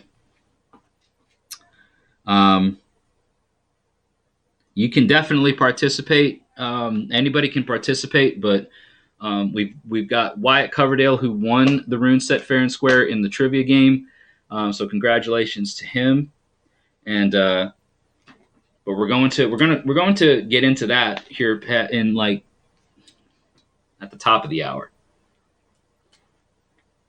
So let's do this within the next 30 minutes. I'm going to I want to talk to you guys a little bit about a new scotch that I'm trying or that I just sampled recently, and then open this up to open forum discussion. I want to answer your questions. I want to talk about things. I want to be very interactive with this. So still holding strong. Like the time has been flying, which is great. I'm glad for that. And thank you all for sticking around and participating with me. So again, at the top of the hour, past the top of the hour, we're going to open up the raffle. So if you want to be in on a new rune set, a cherry wood rune set, stick around. Don't go anywhere. Take a break. Stretch your legs. Do your calisthenics, whatever you need to do. Keep yourself awake on this Friday night. Refill your drinks. Take a bathroom break. Whatever. But just realize that by the end of the night, we need to make sure that we've got our $40 in for this next rune set sale or raffle, as you were. So I hope it makes sense. If I'm not making sense, if you don't know what I'm talking about, let me know down in the comments so I can explain a little bit better. Okay. Thank you, Matthew. Guys, please make sure that you go to Facebook and like the Odin's Beard Woodworking page if you are on Facebook. If you're not on Facebook, go to your web browser and go to odinsbeardwoodworking.com. Matthew Petrie is down in the comments. He does amazing work. Huge supporter of what he does. He's got the Heirs Embrace Facebook group, which is a heathen-focused group for people who battle with various mental illnesses, struggles and things like that, whether it be depression, PTSD, anxiety, all these types of things. Very wholesome, very loving and caring community online. Full supporter here from Midgard Musings. Love what he does. Loves the effort that he puts into. Guys, I can't tell you enough about how dedicated Matthew Petrie is to what he does. Not just to his work, but to the essence of mental health awareness. Making sure that people who are struggling have a safe space. That is super important, and he does a wonderful job at it. So please check him out and support him in any way you can. Matt said he's going to make a YouTube, and when he does, you best believe I'm going to be there to support him. So while we are talking about that, yes, it is really nice. Why I agree. Let's see here. That's okay, Wyatt. You don't have to apologize. Please do not apologize. I understand the conditions of which you are allowed to be here, and that is appreciated. Your mother was here, and thank you, Anna, for your presence, and understand and realize that that is absolutely a notable and honorable quality, that you are concerned for the safety and well-being of yours and your own. So. No animosity here. This is a family-friendly channel. As many of you know who watch my content, it's educational. I add my own little twist, my own views, my own understandings of things, whatever. But by no means am I out here to try and undermine or, what's the word I'm looking for? I guess. Not undermine. It's undermine, but it's also, like, I'm not trying to hurt anybody out here. I want people to learn. I want us to learn together. So while you guys are doing that, here's my Linktree link again. Let's talk a little bit about, again, family friendly.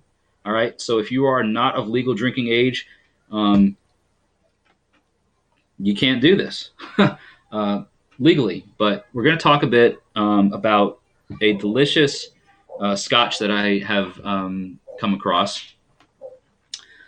So this is, can't see it. This is it's called Ardbeg.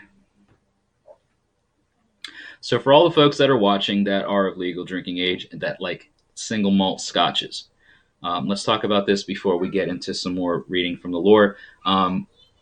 Give you some education, a little bit about single malt scotches, the kinds of single malt scotches that I gravitate towards, the things that I like. This is an Islay, as you can see by the label. It is an Islay single malt scotch, and it is a 10-year non-chill filtered. So this is a 10-year single malt scotch. Single malt scotch means that there are no other things going on that are being blended with this. So when it's sitting in the barrels and it's distilling and it's doing its thing, there are no other things going on. I do have a staple blended scotch that I drink, which is what I'm currently drinking on right now. Now for this, what I'm going to be sampling has a totally separate clean glass. I'm not going to be tainting the two with. Got some water here to cleanse my palate. Talking a little bit about what an Islay single malt scotch is. So let me read you the label. I wish I still had the box that this came in, because it's a beautiful description of what you experience when you're drinking this particular whiskey. Okay, so the back label of this bottle says, "Our distillery lies in the most southerly part of Islay, and our malt is revered around the world as the peatiest, smokiest, most complex whiskey of them all. Yet, it does not flaunt the peat. Rather, the peat gives way to the malt, the natural sweetness of which subtly intrudes, producing perfect balance." Now, as you can tell, or as you maybe cannot tell, there we go. As you can tell, obviously this bottle has been opened, right? It's not a sealed top. There's fluid marked right about here. I've already sampled this. I know what I've gotten into. But let me just say that as far as the description goes, when I sampled this the first time, that basic description right there, where it says that it is peaty and smoky and complex, but it doesn't flaunt it, 100% agreed with that description. Okay. Now, having said that, let me just preface what I'm about to like. I'm obviously going to be sampling this in front of you and giving you my review, as it were. Let me just say this. I prefer single malt scotches that lean to the Islay style. So you've got your Isleys, you've got your Highlands, you've got your Speyside. I particularly like the Islays, and here's why. Okay, imagine, if you can, sitting on a coastal beach. You're nestled in your chair or beach chair or whatever. You've got a nice campsite set up, and you are facing the ocean front. You are facing the sea shore. And there's a gentle breeze blowing in from the water. And as you are sitting on the shoreline, you have a bonfire made. Okay, and the wood is burning, and you got this nice warm campfire going, and the breeze blows in from the water. Now, I want you to try to picture and imagine the aromas that you're going to be picking up when the breeze blows in. You're going to be smelling the ocean front. You're going to be smelling that seawater. You're going to be smelling also the fire that's burning in front of you, the wood, the ash, the embers, and all that kind of stuff. That is essentially the aromatics that you pick up from almost any Islay single malt scotch. Okay, the peatiness that it's talking about when it says a peat, the peatiness and smokiness, that's what it's talking about. It's like sea salt. All right, so regardless of when this bottle was opened, because it's got a cork top, regardless of when it was opened, I can tell you right now, when we open this bottle, and there we have it. Okay, there's a thing, ladies and gentlemen, and it doesn't matter if you are of legal drinking age or not, but there's a thing. It's called smell-o-vision. I don't know if you've heard of it before. Activate it. You don't have to know where. You don't have to know if it's an app. Just activate your smell-o-vision. Okay? So what I'm going to do is give you a chance to experience what I'm experiencing. Okay? So stir it up a little bit. Just not like stir it, like shake it, but just disturb it a little bit. Activate your smell-o-vision.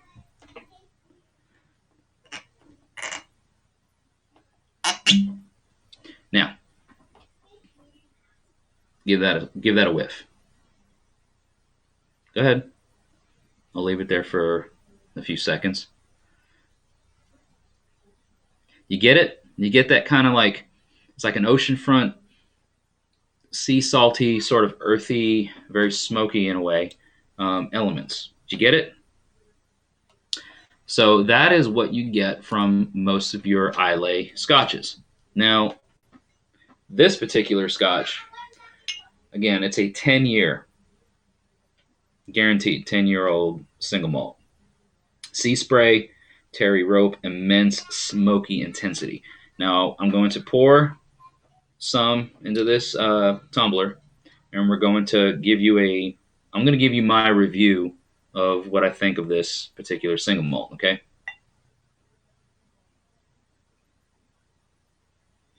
That's it. That's all you need. Right there. Now, one thing to note, okay, is that this particular single malt, right? Notice how light in color it is. And I don't know, the camera's not going to really do it justice. It's very, very light in color. It doesn't have a very rich or deep amber color. Some of the other single malts that I've had that are an Islay tend to be a bit deeper and richer, more caramel in color. This has a bit of more of a blonde essence. Now, one thing to also note is what you pick up on in the aroma. So I activated your smell-o-vision. You activated your smell-o-vision. You smelled the cork. You got something. Now, it's interesting to note that what comes out of the bottle versus what comes out of the tumbler, very different. Much more concentrated peat smell out of the bottle. And it almost smells like a different whiskey. It's much warmer. It's much more, there's some caramel notes on this versus what's in the bottle. So it's interesting how the bouquet matures and expands upon pouring it into a glass. Now, I may be using terms, or I may be talking about things that nobody really cares about, but it's an interesting part of what I do here, right? I love single malt scotches, and I appreciate the the quality behind it. So what I'm picking up when it's in the glass, as far as the aroma goes, as far as the bouquet goes, is yes, I'm getting that, seaside spray, as if the winds of the ocean are breathing upon me, and I'm sitting by a fire, a subtle fire, not a roaring fire, but like a very subtle fire. Okay, there's a sweetness to it, as though the wood that's burning and the things that are coming off the air are very warm, some sort of like caramel or richness. So let's go ahead and taste it. Okay.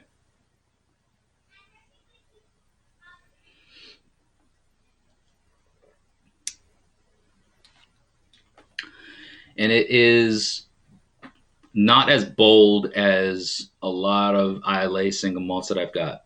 There, you may know about some. If you drink single malts, you may have heard of Lefroy, Smokehead, are some of my favorites. Talisker have a bit more of a stronger punch on the smoky end. This is mild smoke, mild peat, notable, but not like this wouldn't turn anybody away from wanting to expand or learn more about single malts. Um, and on the back end, so like as I sip,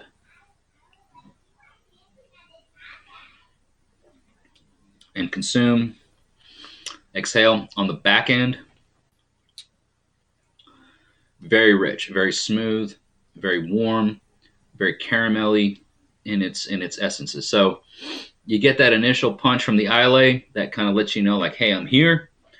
And then on the back end, it's like, but I'm just here to chill, man. I'm just here to hang out. I'm not here to like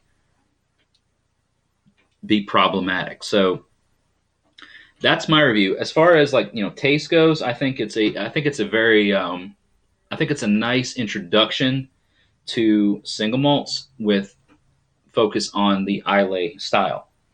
In my area in Tennessee, which I'm fortunate to you know be able to sample various single malts, a handle of this is very affordable. I've talked to people who have gotten this size bottle of this brand of the Ardbeg for near $100 a bottle. This put me back about 60. But that's the Tennessee thing, right? And the labeling, guys, like look at the labeling. I don't know if you can like fully appreciate it, like the branding and everything of it. Super, super awesome. Love it. So I recommend it. If you're looking to maybe dabble in the Islay single malts, Ardbeg would be a great start. So let me just read through the comments and see what everybody's saying. I know this is very niche. It's very focused. Maybe lost a few live viewers when it comes to it. Smells like alcohol, I guess. Wyatt Coverdale. So never been to the ocean, Matt. That's interesting. As much as you are, well, I guess you're in Vermont now, and it's somewhat landlocked, I guess. So, but you're not too far if you wanted to go in terms of, going to the Atlantic coast or whatever. Like it's certainly within reason to be able to get there. But being from Kentucky, where you're landlocked, same here as me in Tennessee, it's a bit more of a trek. It's a bit more of a drive. So, anyways, folks, I hope you liked my review of the Ardbeg 10-year. They do obviously have other vintages, if you will. They have, a higher end, maybe a 12 or even a 16-year. I can't remember exactly, but they have them. They're out there. Of course, the price range goes up. Just reading through the comments. So yeah, definitely appreciate everyone sticking around. Got still 11 live viewers. All right, enough of the extracurricular activities. Really appreciate everyone sticking around. It is 10 till the top of the hour. So that, you know what that means, right? You know what that means? That means we have time to get into some more reading from the lore. You guys ready? You know what I feel? And I don't want to get some feedback. I want to get some feedback from everyone who's watching. I want to know a couple of things down here in the comments as you're watching. First of all, this has been really fun and really awesome. And it feels like we're going to be hitting that 3-hour mark in no time. Like I haven't had to get up or stretch or do anything. What do you all think about doing some sort of extended live stream here on the channel? And when I say extended, I'm talking about like 24 hours. Long term. You know, obviously YouTube won't allow me to stream longer than 8 hours at a time, but we do an 8-hour stream, we shut it down, we start another one, another 8 hour times 3. You know, like what do you guys think of that? What do you what's your feedback on that? Would you support it? Would you ride this thunder train with me for 24 hours? I don't know. Just getting feedback. My channel's not nearly as big to get that sort of feedback, but in time we may get there, and it might be a really fun thing. So anyways, we read a story from the lore of what was it? Aegir's. What's the name of it? Aegir's Feast. So we read a bit about where Edgar got. Oh, I know what I wanted to do. And I haven't done it yet. Before we get into the story reading, talking about stories, talking about the importance of sagas, right? Because what are we in, guys? What are we in now? We are in saga times, right? Telling our own stories, setting our own stages, writing our own sagas, right? So let me tell you about a saga that I'm aware of, at least, that is existing now in modern times. Perhaps you've heard of it.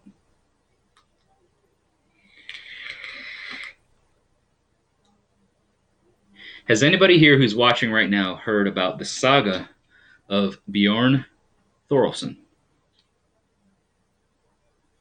Anybody? Anybody know what I'm talking about? It's called the Saga of Bjorn Thoresen. Let me know down in the comments if you know of what I speak.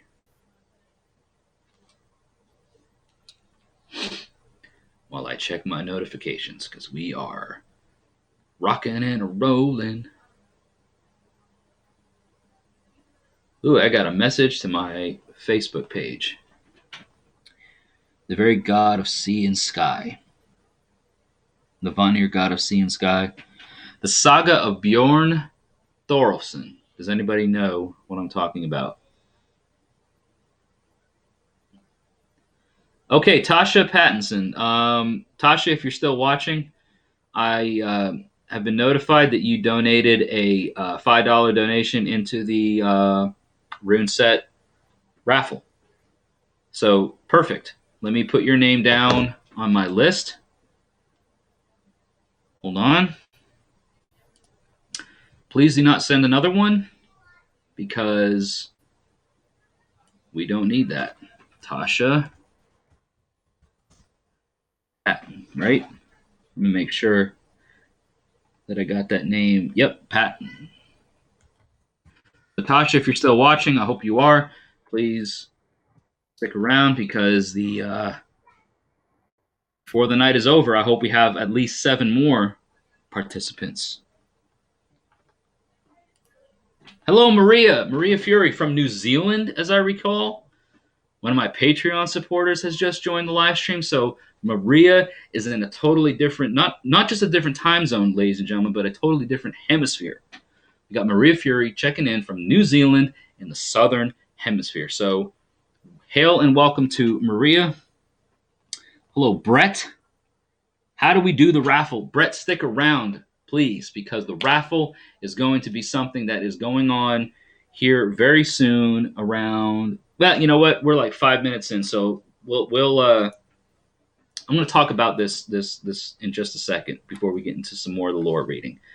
So stick around. How do you enter the raffle? Great question, and I'm going to answer it for you here in just a minute. It is Saturday afternoon for you, Maria.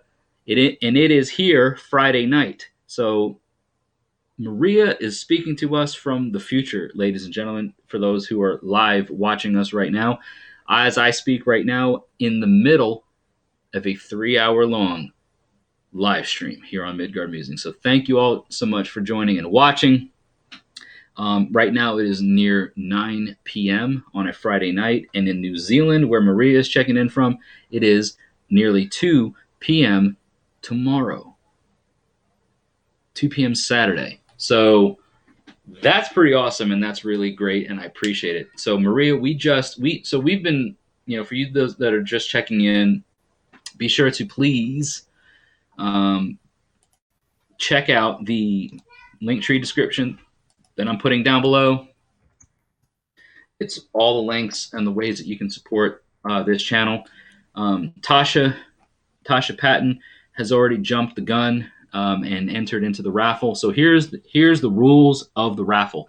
And if you don't know what we're raffling off, let me tell you something. It's a beautiful cherry wood rune set that comes from Matthew Petrie at Odin's Beard Woodworking. All right. So here is the style of the wood that you're going to be getting. You're going to be getting a rune set that I burned. Okay, I burned the runes. And Matthew Petrie, who's watching right now, provided the material. All right. So, Brett, you asked, how do I enter the raffle? You're entering a raffle for a rune set, sir. So here's the rune sets. These are cherry wood runes. These are their thickness. These are their diameter. They are very uniform and they are very consistent. Here we go. I'm mirroring myself in this camera, so you guys will have to just bear with me. Here we go. So here's your Elder Futhark runes. There's now these. Wyatt Coverdale just won a set. We've got another set that we're selling right now in this raffle. $5 entry. $5 entry. We have to get to $40, which means we need 7 more $5 entries. Minimal. The more we get, the more that Matthew Petrie gets over at Odin's Beard Woodworking. So $40 is the minimum, but the more we get, the more he gets. So please bear that in mind. Please keep that in mind as you donate or as you want to enter this raffle. If you want to enter in more, your entry is going to count as 1. So $5 is the minimum. If you want to do more, that's fine. That's your prerogative. It does not increase your chances, but it does increase what Matthew Petrie gets from Odin's Beard Woodworking. Okay? Let me just say that. So,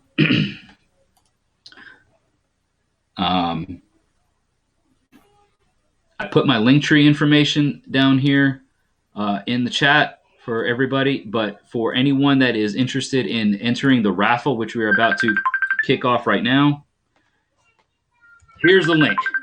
Shush. Shut up. All right, here's the link, guys and gals.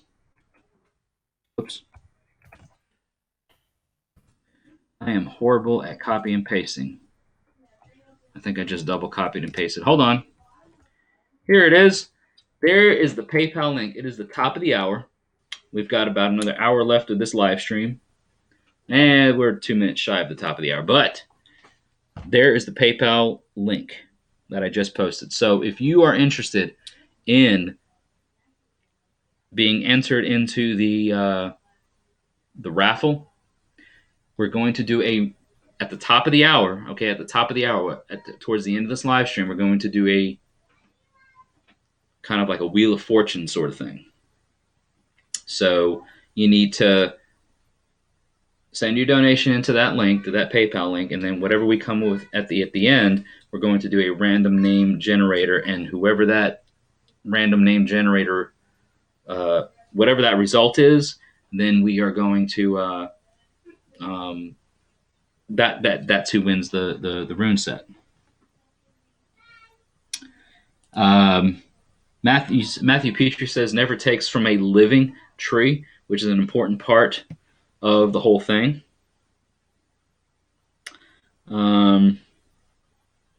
So that's good to know, and that's important. So let me just read the comments. Quick question for the rune set: was the wood cut from a living tree? Okay, so sorry, I'm delayed in the responses. Matt already answered it. Wyatt, Matt already answered it. It's not cut from a living tree.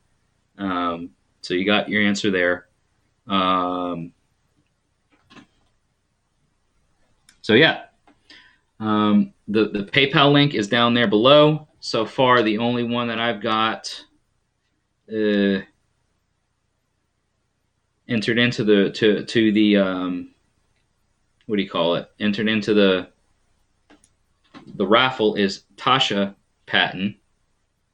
So it's $5 minimum buy-in for the rune set. We've got to get at least to a $40 cap. So bear that in mind. Half of everything goes to Matt. Guys, just understand that. Matt is the one who provided the material. I did the artistry, I did the work, whatever you want to call it. So half of everything goes to him. 50% of the sale of this rune set goes back to Matt. But we do have to reach a minimum of 40. All right. So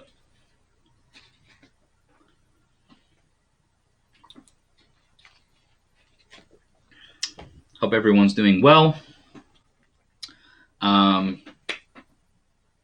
I can tell you right now that from the water that I've been drinking and the time that I've been spending here talking, before we get into, I asked about this. I asked about the saga of Bjorn Thoresen. Nobody answered the question, at least what I could see. Yes, Eric Wordweaver Shervin. Sorry, Tasha, I saw your comment just now. So, ladies and gentlemen, trying to keep up with everything. Yes, the saga of Bjorn Thoresen is by Eric Shervin over at the Raven's Call. So I encourage everybody. I got this book at Yule, and it is a family saga, as you can see by the title. Really cool stuff. If you search Eric Shervin, the saga of Bjorn Thoresen on Amazon, you're going to be able to find this book. Very awesome. I suggest it and I recommend it. Please, if you can, support Eric in this way. He is here on the Ravens Call. I know Wyatt watches his stuff. A lot of other people who watch my content know that I've collaborated with Eric in the past. As a matter of fact, very recently. So you guys should check him out. Check him out, buy his book. It's definitely worth that. So Brent Langley put 10 in. Brent, where are you watching from, sir? And I'm confirming right now that we've got you in on PayPal for a $10 buy-in for the or donation for the raffle. So where are you watching from? And thank you so much for that. So far we've got and here we go. We got Maria with another $5 donation. So we are definitely, where are you at now? 20. We're halfway there. Awesome. So everybody is checking in. We got Maria from New Zealand. We got Tasha. Brett is Brent just put in his. Really appreciate that, ladies and gentlemen, boys and girls. So thank you so much for participating. We're halfway there to the completion of this rune set. So let me go ahead and add Maria Fury to the list. I'm going to use the YouTube names, if you guys don't mind. So we got Maria Fury, and then we've got Brett Langley. Awesome. Guys, all this goes to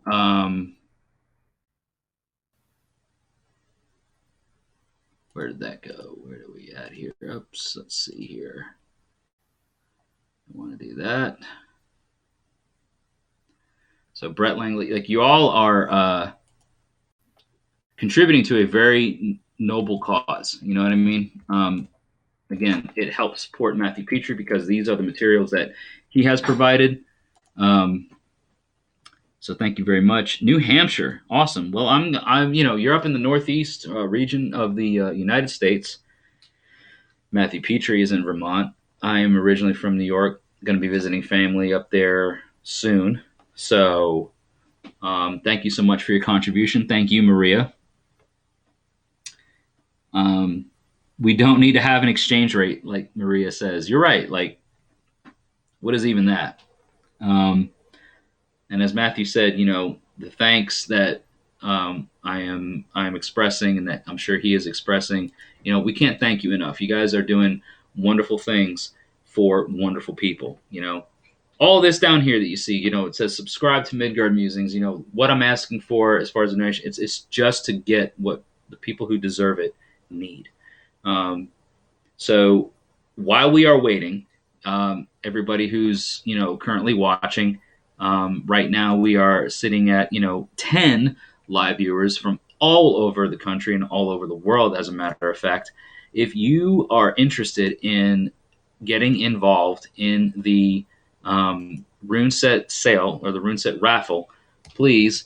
I'm putting it down again in the live chat. The PayPal information is down below. This directly helps Matthew Petrie at Odin's Beard Woodworking because half of the sales go directly to him. So if you guys don't mind, and I'm going to give everybody a chance to stand up, stretch, take a bathroom break. I'm going to keep the live stream going because within the hour we're going to be revealing who wins this rune set. Hopefully, I still need to get. We're halfway there. We're halfway there. And then I'm going to randomly generate a name, and whoever is the winner is going to get this rune set. So it's going to be awesome. So if you want to, contribute more, if you want to donate more, if you want to do more, definitely for sure. My wife just brought me a Wicked Grove hard cider. That's awesome. Didn't ask for it. I've got to take a bathroom break for sure before I indulge in that. But if you want to and you want to help out, you're welcome to. It's not asked for. It's not required. You can certainly do so. Get some more people involved. Share the videos. Hey, look, guys, we got this rune set we're trying to sell to help out Odin's Beard Woodworking. Let's get it done within the hour. Really appreciate everyone's involvement. Thank you, Maria. Thank you, Brett. Thank you, Tasha. Wyatt's asking another question. Is there any single correct way to use the runes? Some look different, like how Hagala is someone who has a slash instead of two. So how you use the runes, Wyatt, is going to be entirely up to you. There is no real historical. Like if you want to get back to the historical parts of things, that's arguable as whether or not the runes were even historically used for divination. So in the question that you're asking, is there a correct way to use them? No, there's not. That's up to you. That's up to you how to do it. How do I do it? We'll get into that. So if you guys don't mind, give me 60 seconds. Let me just stand up. Let me take a bathroom break. I will be right back. Don't go anywhere. We're going to continue this live stream. I'm going to keep it up. You guys do the same thing, and I will be back shortly to elaborate a little bit more on that. I just want to be able to be focused on the questions versus the things that are going on with my bodily function. So let me go ahead and take a bathroom break. Be right back. Don't go anywhere, and I will talk to you all very shortly.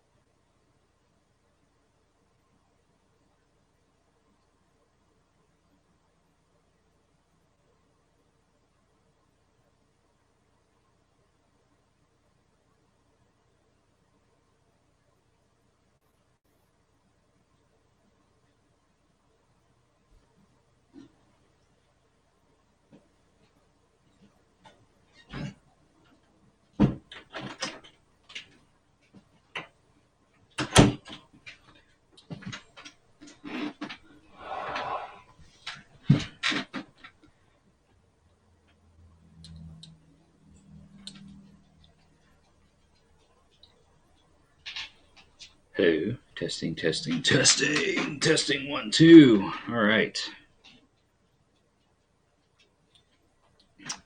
Back again. What's that Vanilla Ice song? Back again with a brand new invention. Ice baby. Ice, ice, baby. Ice, ice, baby. I'm back. Do you want the Smirnoff Ice thing? I do not want a Smirnoff Ice. Absolutely not. But no. The seltzer, you already. All right, stop. Collaborate and listen. Ice is back with a brand new invention. Something, something about a deadly mushroom. I don't know. I can't even. It's a thing. Never mind. Pretend you didn't do that. We are going to pretend that that did not exist. Unfortunately, though, it is a live stream and it exists in the ether. So, anyways, I'm back. Are you back? Are you here? How many people do we have here still? Still got 8 people watching, which is tremendous. So, hail and welcome back. Thanks for sticking with me during the bathroom break intermission. You guys remember, I remember a little bit about video, not videos, but like movie theaters where there was like an intermission in between the. My wife is playing Vanilla Ice, Ice Ice Baby in the background, and I'm hearing it, and it's making me laugh. All right, who we've got here? Oh my goodness, we've got Maria Fury, who just made a tremendous, substantial donation to the rune sets, all the way from New Zealand. $20 US. So guess what, ladies and gentlemen? The minimum for the minimum for the rune sets to be sold has been met. However, the more the merrier, because the more that gets shared to, or the more that gets donated, is the more that goes to Matthew Petrie. However, we do not need any more to get this rune set sold. So, what? Does he have twins? Does who have twins? Matthew Petrie? Yes, Matthew Petrie has twins. Matthew Petrie is watching live on the stream right now. And Matt, you have twins, and you actually have one in the oven, right? You have one on the way, but you have twins, boy and a girl. They need to bring me all the babies. Matt, I don't know if you heard that, but my wife said that she needs all the babies. You're in Vermont, of course. We're down here, but she is respectfully requesting that you bring her all the babies. So Christina says you need a drink, and Matt's got a little girl on the way.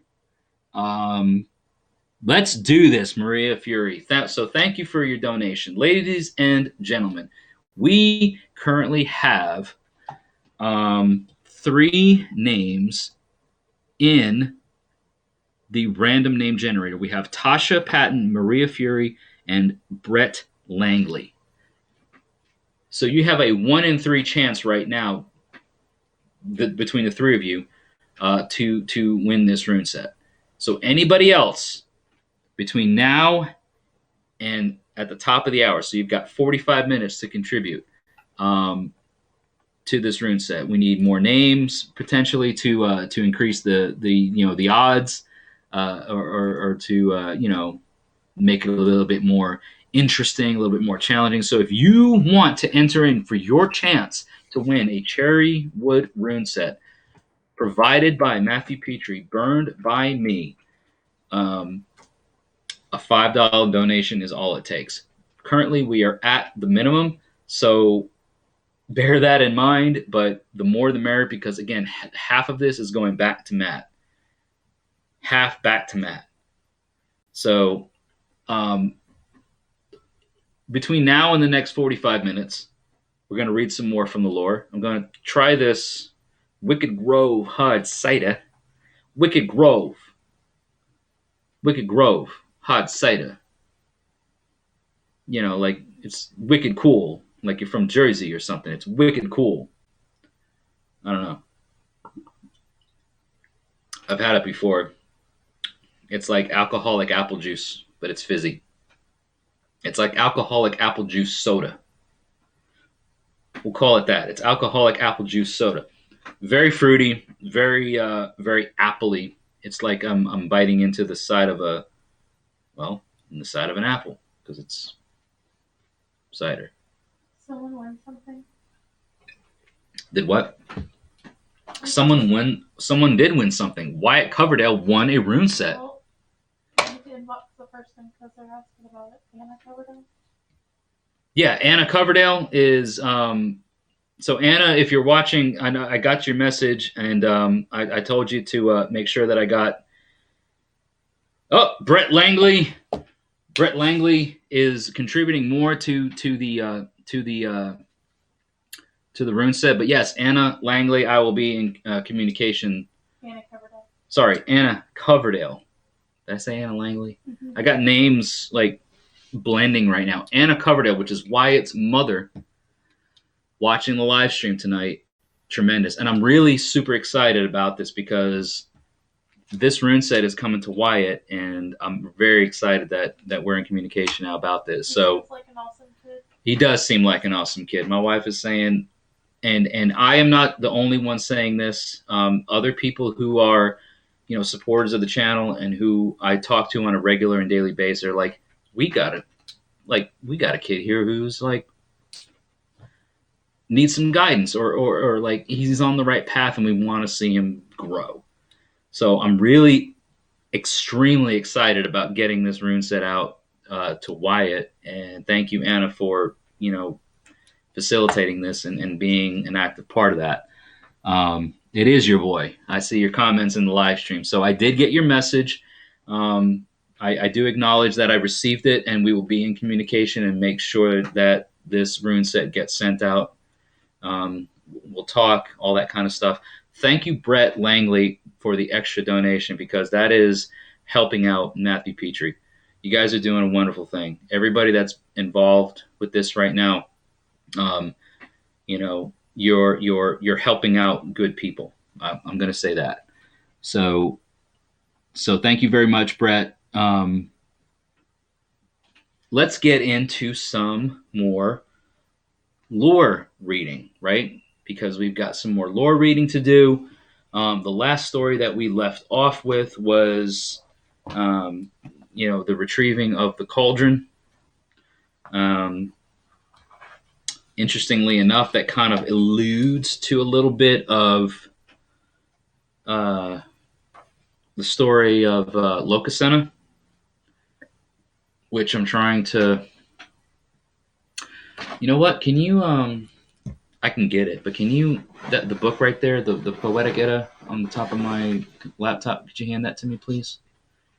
Because guys, I want to read to you from the Poetic Edda, the Dr. Jackson Crawford translation of the Poetic Edda, because the story that we just ended with, not too long ago, alludes to the story of Locusena.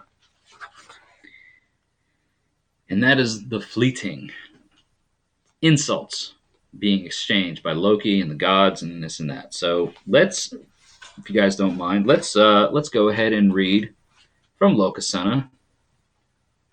And I'm going to be reading from the Dr. Jackson Crawford.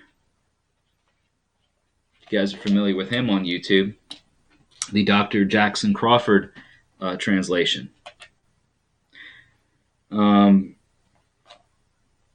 So this is going to be a little bit more of an in-depth analysis or in-depth reading of this story from the lore.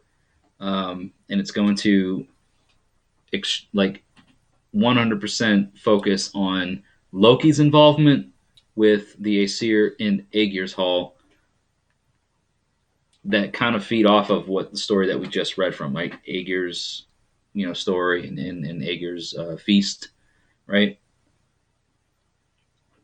So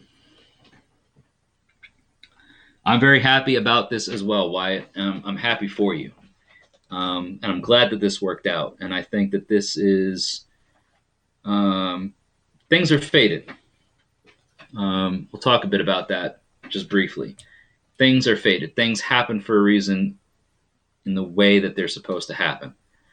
You and I have talked in various YouTube comments. I've tried to, engage you for a reason for certain things. You know or you know about that, and out of respect for the reasons that you've already stated, it didn't happen, and yet here we are. And the reasons, getting a rune set to all that has happened, and it's resulted in some good things. So I'm glad and I'm happy that your mom's been able to watch, and that there's that level of trust, and things are happening that can help, hopefully, you grow as a heathen, in your own spirituality and your path. So very happy for you as well. So thank you to Wyatt, and thank you to Anna, and thank you to everybody who's currently watching, right? All of your contributions are helpful. So let's go ahead and read from Locusena, and then at the top of the hour, we are going to do a random name generator. If you're so interested and you want to contribute to this rune set sale, feel free to do so via the PayPal link below. But let's go ahead and read from Locusena, and at the top of the hour, we're going to select a winner based off of a random name generator. All right? Excuse me. 3 hours, guys. My longest live stream yet, trying to get to 4,000 watch hours on the channel, and all of you are here to be a part of it. Definitely appreciate it, and want to thank each and every one of you. So you are all the real MVPs here. Okay. So Locusena, it's a long one. So here we go with the starting of the poem. Kind of a footnote. Aegir is also called Gymir, prepared ale for the gods after he had acquired the great kettle, which we mentioned earlier in a previous story, mile deep, as it were. Thor didn't come to the feast at Aegir's hall because he was out, doing his Thorly duties, being the protector and defender of the realms as he is. Of course, Thor's wife, Sif, was there. Bragi came with his wife, Idun. Tyr was there. So all the gods are in Aegir's hall for this wondrous feast. And so the story starts in Dr. Jackson Crawford's version as Loki comes back, and in the darkness outside, he meets Eldir. And he says, "Tell me, Eldir, before you take another step forward, what are the gods sitting in there talking about over their beer?" Right, so he's being sort of stopped at the gates. Eldir is kind of like the bouncer, as it were. Like, he's like, "Oh, hold a minute, hold up a minute there, friend. Like, what do you want?" So Loki's coming in, and he's trying to get into the party, and Eldir's the bouncer, and he's asking him. So Loki says, "Well, what's going on in there, right?" So Eldir says they are comparing their weapons and judging their readiness for war of the elves and gods sitting inside. Not one is your friend. Nobody really likes you, Loki. So Loki says, "Well, I will go into Aegir's hall and see this feast. I will bring them slanders and rumors and mix their mead with misery." Well, Eldir says, "You know that if you go into Aegir's hall to visit this feast, bringing slanders and rumors to spill out on the floor, they will wipe those words right off on you." Well, Loki says, "Well, you know what, Eldir? If you and I were to compete at exchanging insults, it would be lucky for me if you said too much." And here's where the fleeting begins, and here's where the fleeting sort of takes off. So Loki walks into the hall, and when the feasters saw who had come in, they went silent. Right? You guys ever watch those movies where it's like everybody's partying, the music's blaring, it's bumping, everybody's vibing, everybody's feeling good, and then the idiot walks into the room, the one that like try to disrupt the vibe, and it's like the record scratch, it's like everybody looks, and it's like, great. Loki's here, you know? Kind of like that. So Loki barges into the hall, disrupts the whole vibe of the thing, and he says, I come in here thirsty after a long road to ask the gods to offer me just one drink of their famous mead. Why are you so silent, you proud gods? Why do you say nothing?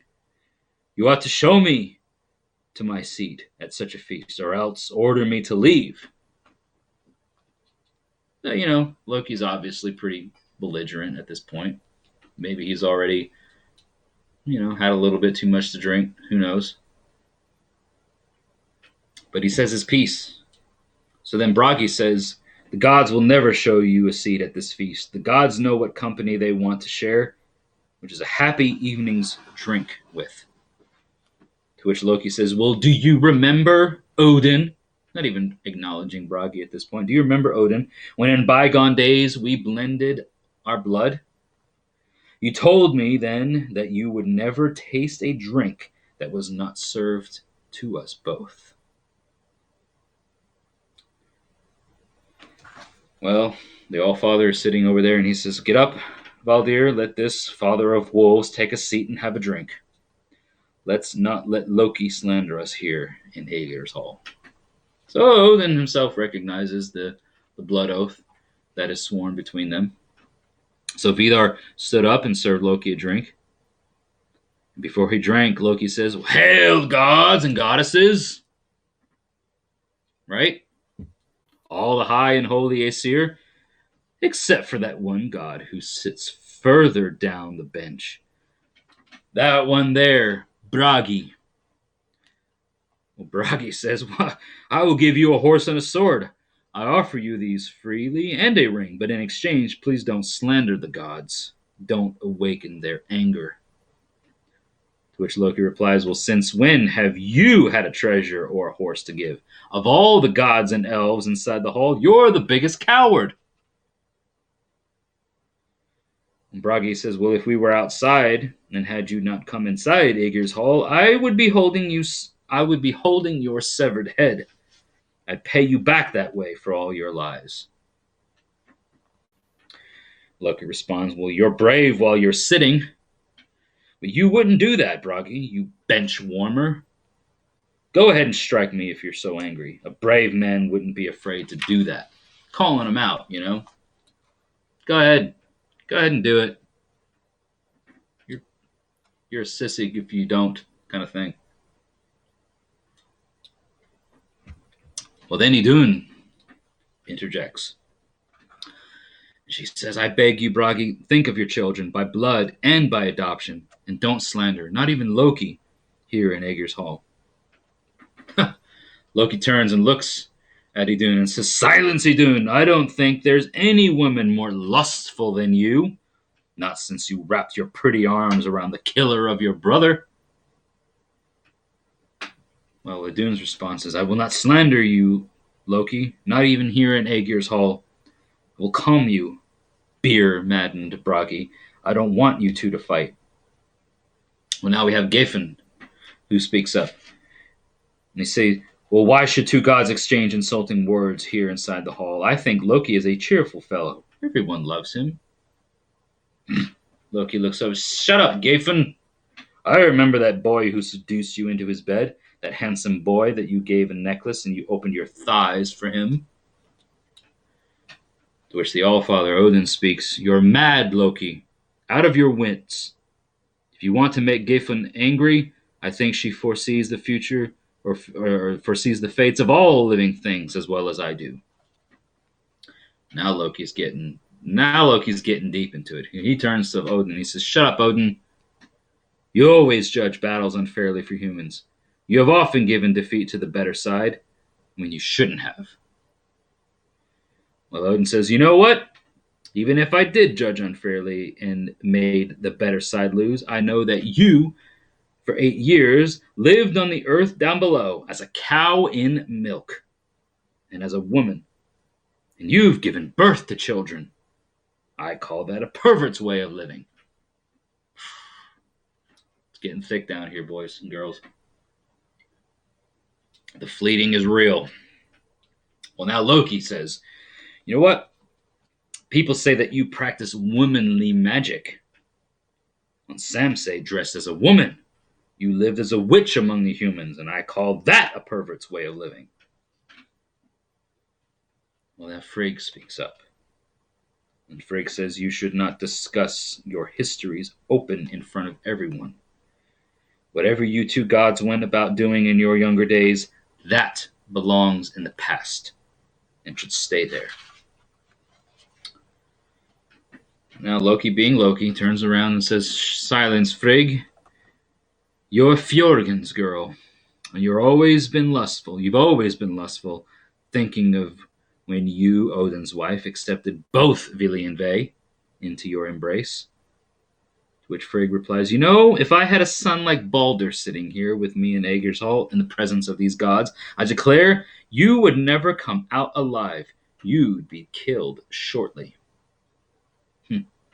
Loki responds, well, you must want me to recount even more of my mischief, Frigg. After all, I'm the one who made it so that Balder would never ride home again. Ooh, those fighting words. Now Freya speaks up. You are mad, Loki, she says, when you boast of your sins. I believe that Frigg knows everyone's fate, even if she never spoke of it. Which is true, because we read about in the lore that Frigg, specifically, is a weaver of fates, and she knows the fates of the gods and men, and she is silent. She keeps those things secret. Well, now Loki responds and says, silence, Freya. You are not free from faults. I know you too well. You've played the whore with every god and every elf who sits in this hall. Freya says, you speak lies, and soon this kind of talk will cause you real trouble. The gods are angry at you, and all the goddesses too. You will go home friendless. Well, Loki shrugs it off and silence, Freya. You are a witch and have dealt out many curses. I hear the gods found you lying with your brother, and that you farted then, Freya. The word says farted. I don't even know. Well, hear now Njord, god of the sea, wedded to Skadi, who says it is a small matter whether women sleep with their own men or others, but it's a surprise to hear such a sissy god talking here when he's born children. Trying to throw some shade back at Loki, you know what I mean? To which Loki replies, silence, Njord. You were sent from the west as a hostage for the gods. The daughters of Hymir used your mouth as a urinal, and you've tasted plenty of piss. Ouch. Loki's got it going on. Like, Loki's got the whole fleeting thing down pat, if I may say so. Well, anyway, Njord is no less amused, and he replies, I have had some good from that. When I was sent from the west as a hostage for the gods, I fathered a son, beloved by all, considering as him being a hero among the gods. Well, Loki says, well, stop this now, Njord. Control yourself. I will not conceal this any longer. I know that you fathered that son, Freyr, with your own sister, and I expect you've done worse. Well, now the one-handed god, Tyr, speaks up, and he says Freyr is the best of all the gods in all the holy hills of Asgard. He doesn't make girls weep, nor cause trouble for women. He frees captives from their chains. To which Loki responds, silence, Tyr. You don't know how to settle disputes between men. I'm thinking of your right hand, which Fenrir, my son, bit off. Well, I lost that hand, says Tyr, and you lost that son. We both suffered loss. Your son isn't doing well either. He remains forever in chains, waiting for Ragnarok. Shut up, Tyr, Loki says, or don't you know your own wife had a son by me? You poor fool. I'll never pay you a penny in compensation for that. And now Freyr speaks up. I see the wolf sitting and drooling till Ragnarok comes, and you'll be the next one chained up, you evildoer, if you don't shut your mouth. So all this is, insults flying around. Things are starting to get pretty tense. Loki says, well, you had better pay money to get yourself a bride, and you gave up your famous sword. When the giants ride to Asgard, you won't be able to fight. Now, Bigvir, this so an uncertainly named god, speaks, and he said, if I had a noble family in a grand hall like Freyr does, I'd beat this liar down to his marrow, break every bone and limb in him. Loki says, well, who's this little fellow wagging his tail, scavenging for master's scraps? You're always in your master's ear, always twittering away while doing your mindless work. Well, I am named Bigvir, and all the gods and men say that I am brave. I'm proud to say that all the gods are enjoying their beer here. Silence, Bigvir, you don't even know how to serve food to guests. And worse than that, I know that we can find you hiding in the straw when battles start. And now, the silent watchman, Heimdall, speaks up. You're drunk, Loki. Drunk to the point of foolishness. Why don't you control yourself? This kind of drunkenness makes every man say more than he means to. Loki says, well, silence, Heimdall. In the old days, a miserable fate was assigned to you. You have to stand all the time and stay watchful, as the guardians of the gods. Now, Skadi, who is also in Edgar's hall, speaks up and says, this is fun for you, Loki, but you won't be speaking as a free man much longer. The gods will bind you to the rock with the cold guts of your own son. You know what? Loki said, even if the gods were going to bind me to the rock with the cold guts of my own son, I was still first and last on the battlefield when we fought your father, Thiassi. Skadi says, even if you were first and last on the battlefield when the gods fought against Thiassi, you will never be welcome in any home or any other place where I have power. People are starting to shut him down. Loki's losing every ground that which he thinks he has. So Loki replies and says, you had kinder words for me when you were begging me to join you in your bed. But one expects as much as when one speaks openly about such hidden shames. Well, then Sif, Thor's wife, comes forward and offers Loki a drink of mead and says, hail to you now, Loki. Take the drink that I offer you of our good old mead. Do this rather than find fault with me alone among all the gods and goddesses. So Loki drains the drink, turns it up. And then he says, you would be unique, Sif, if you actually were wary and unwelcoming to other men.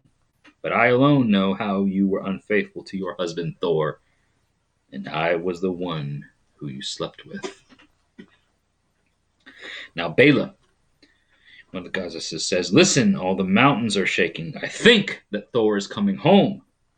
He'll close this mouth, that slandering of all the gods and men.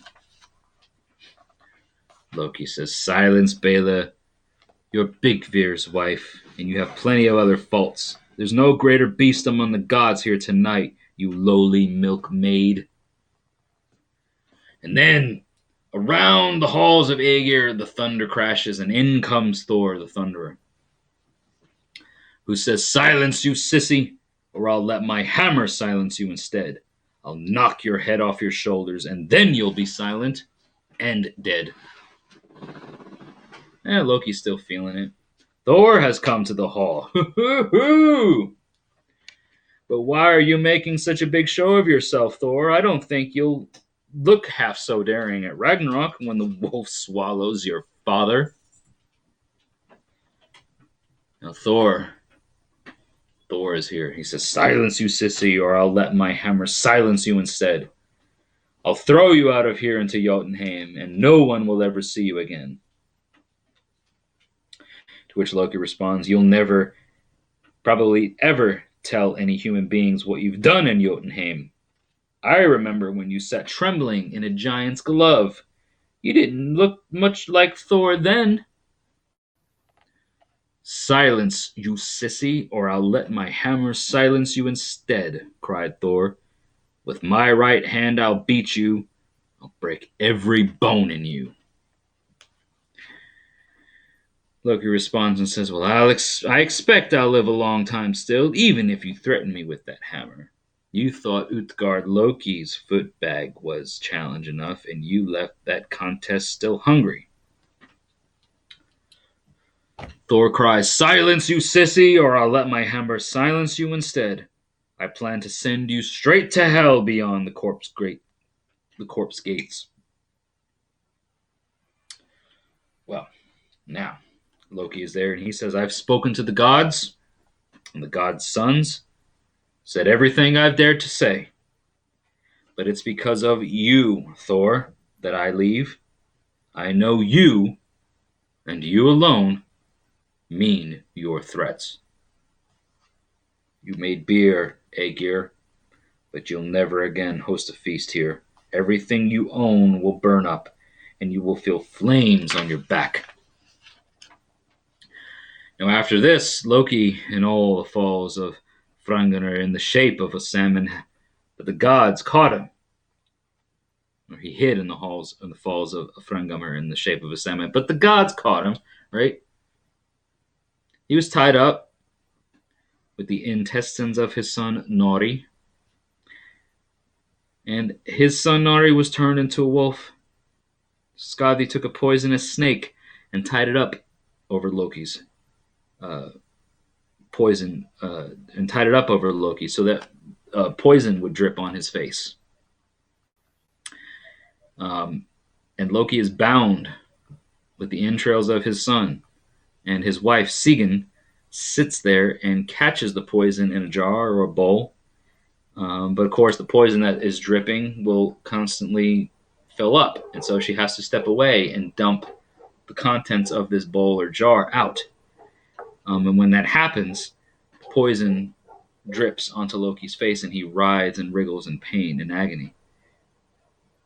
And when he trembles and when he shakes from the agony of the poison that drips from the snake on his body and on his face, it is said that the whole world will feel his agony.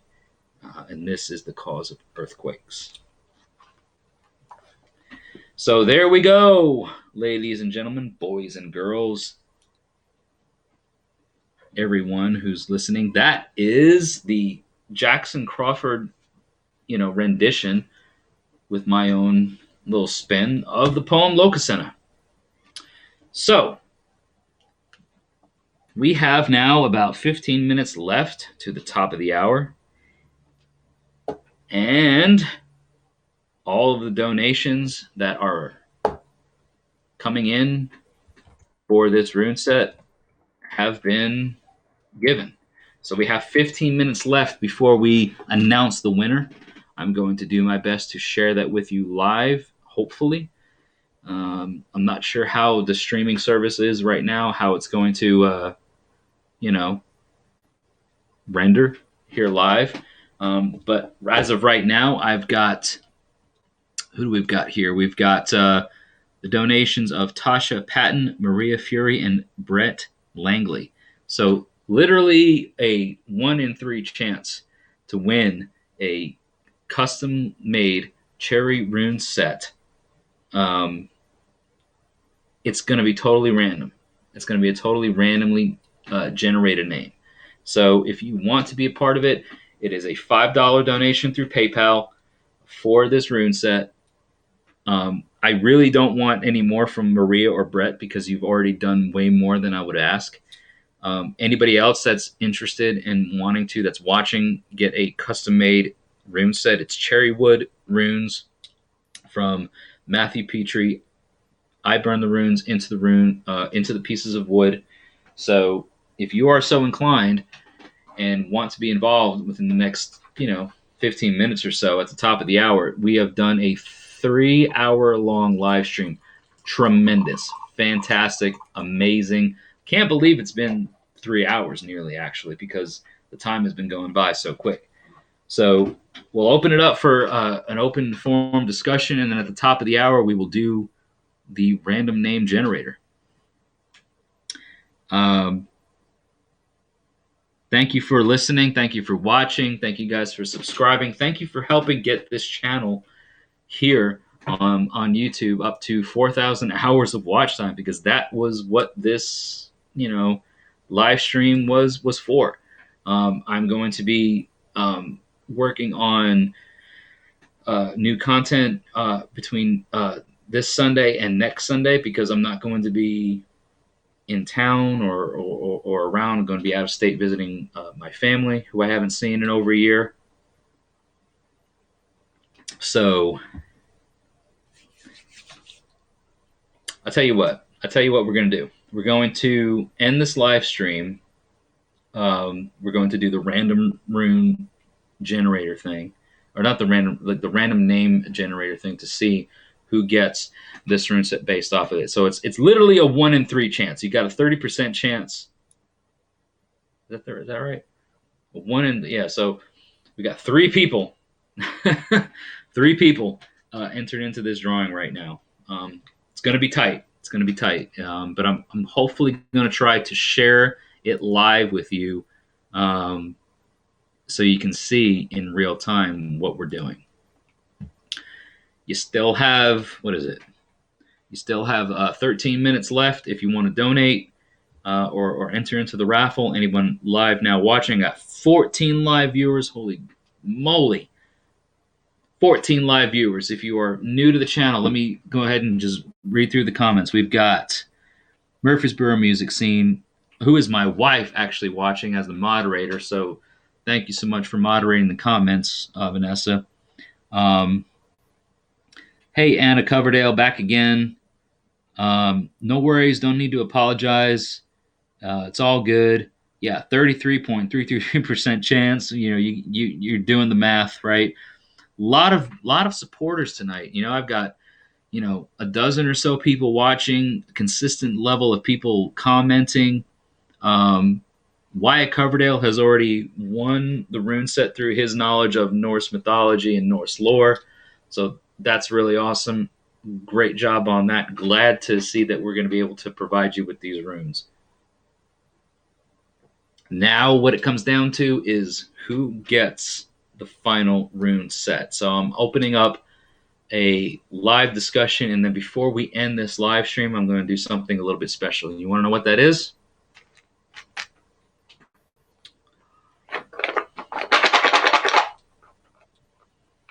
Anybody know what this is?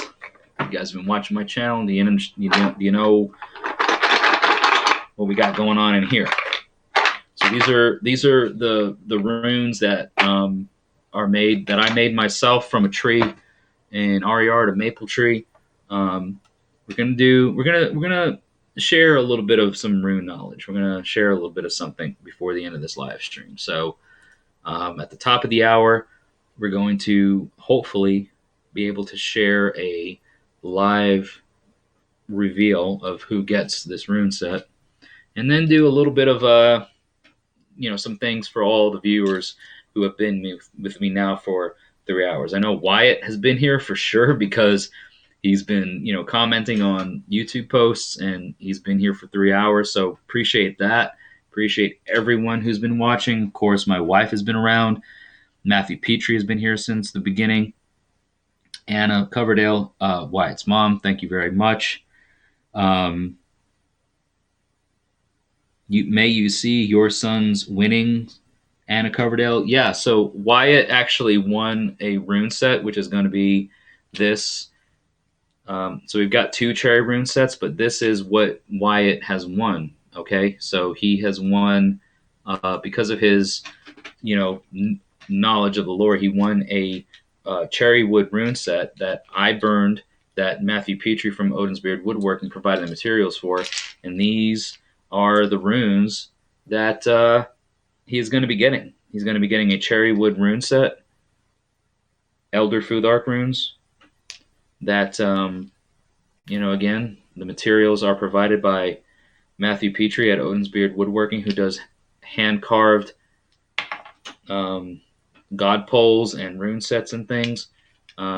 This is the material that I'm showing you right now is provided by him, and I'm the one that burned the rune. So this is what your son won tonight because of his knowledge of Norse mythology. Somebody else is going to be winning a similar set in a similar bag through a random generator. So we're going to see how that works. We're going to see how that translates over into the live stream. I hope it works out, but good luck to everyone. Like Brad says, absolutely. So thank you, Anna, for asking, and thank you everyone for participating. So while we're waiting for that, the rune set that I just showed you, or the box, I should say, that I just showed you, right, is a box that my wife made for me, and it contains the runes that I use regularly. These are maple wood runes that are blooded with my own blood, stained and sealed and everything. So by the end of this live stream, we're going to, just share a few things. We're going to see what the runes have to say for all of us. I'm going to give my own insight, as it were, of it. So stick around for that. But for right now, let's just go ahead and open this up as an open discussion, open forum. Any questions that I may have missed earlier? Anybody have any questions that they want to pose to me before we end this live stream here in, within the next 10 minutes or so. So feel free to fire away with the questions, ask anything. Do the best I can to answer. Let me just read here. Second to last comment. So cool. Murfreesboro Music Scene, again, is a moderator here on the channel because that's my wife's channel here in the Middle Tennessee area, who says Wyatt would like to gift you a box for your rune set that Jesse and I get when we get back from New York. So there's going to be something coming to you from that for that as well. Wyatt says, read your second to last comment. Wyatt, you may need to. Isn't it funny?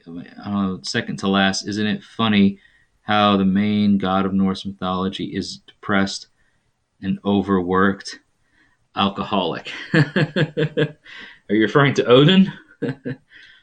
There's a complexity to Odin that you'll get to understand and learn if you're adopting this path, and as you get to learn more of the inner workings of the various elements of the sacred. But if that's who you're talking about, Loki, I don't consider to be a dominant part of the lore, dominant part of the pantheon of the gods. I think I have my own views of Loki, and I've done videos here on the channel about Loki specifically and why I don't necessarily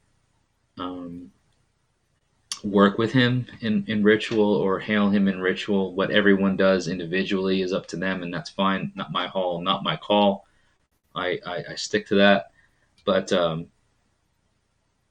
if you're referring to Odin, that's one thing. If you're referring to Loki, it's another. And there's a lot of complexities that are included in those figures. Odin especially.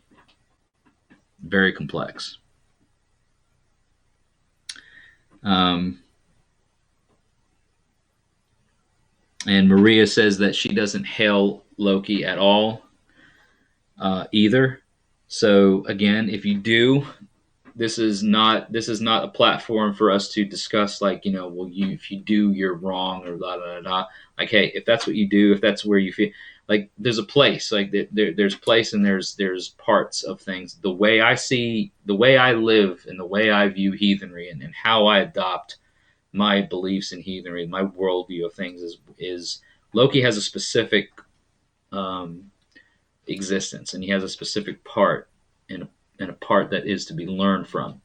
And his part is that of a kinslayer, and as an oath breaker, and as a frith breaker.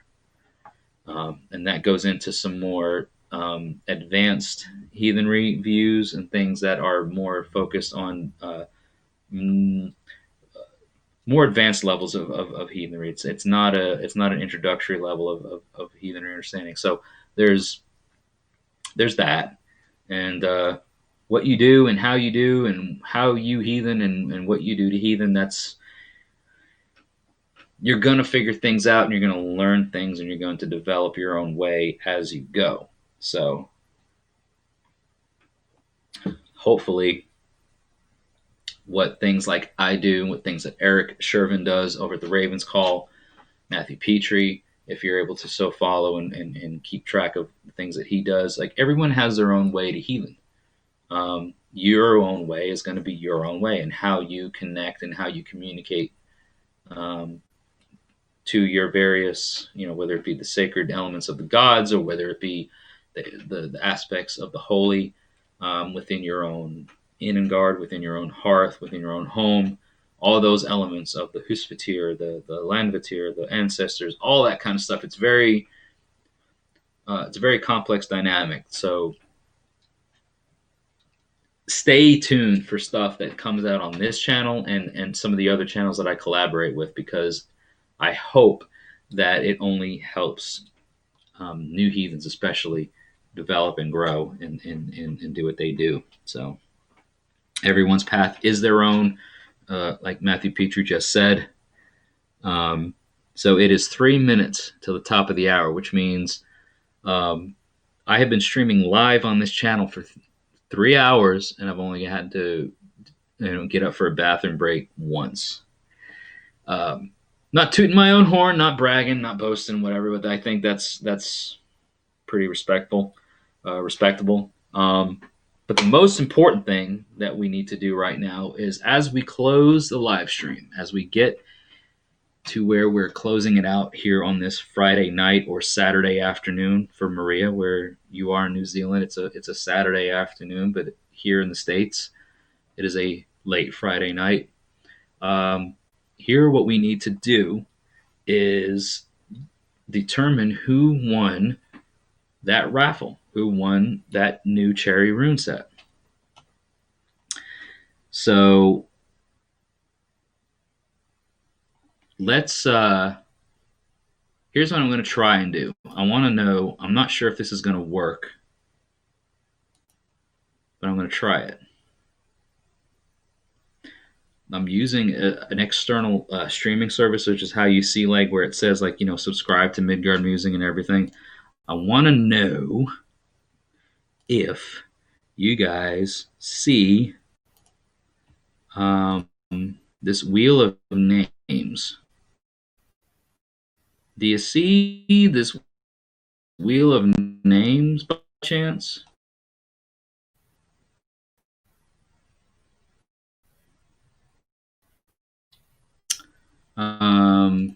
Well, it's sharing the wheel of names, and I can't tell if you guys can see it. So it's 9:59 right now, and as you can see, we've got Tasha Patton, Maria Fury, and Brett Langley, and it's just sitting there. We got 3 names to choose from. So when the clock hits the top of the hour, which it just did, we are going to click here where it says click to spin and set it on my. I can't do it on my phone. Is anybody watching? Because I'm sharing my screen, but yet I can't see the comments now. We can't see your screen. Okay. Well, I can't stream live, apparently because I'm doing it through a third party app. It says your project has changed. Press send. Let's see here. What is it saying? Press the send to live.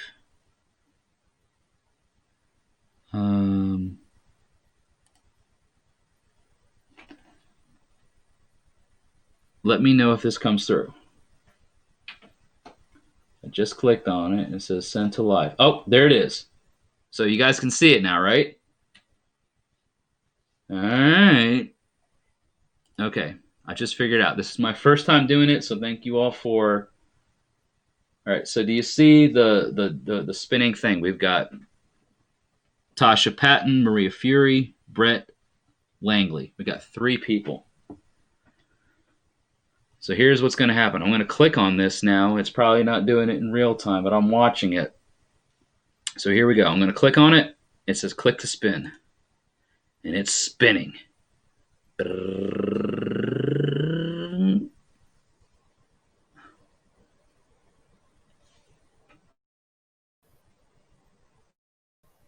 Okay, so I'm watching it live and it's spinning and it's stopped. And we have a winner, so wait for it.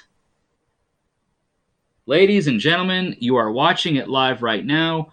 Tasha Patton, you are watching it live in real time. You see that you have won the second Cherry Rune set. I'm not sure if Tasha Patton is watching.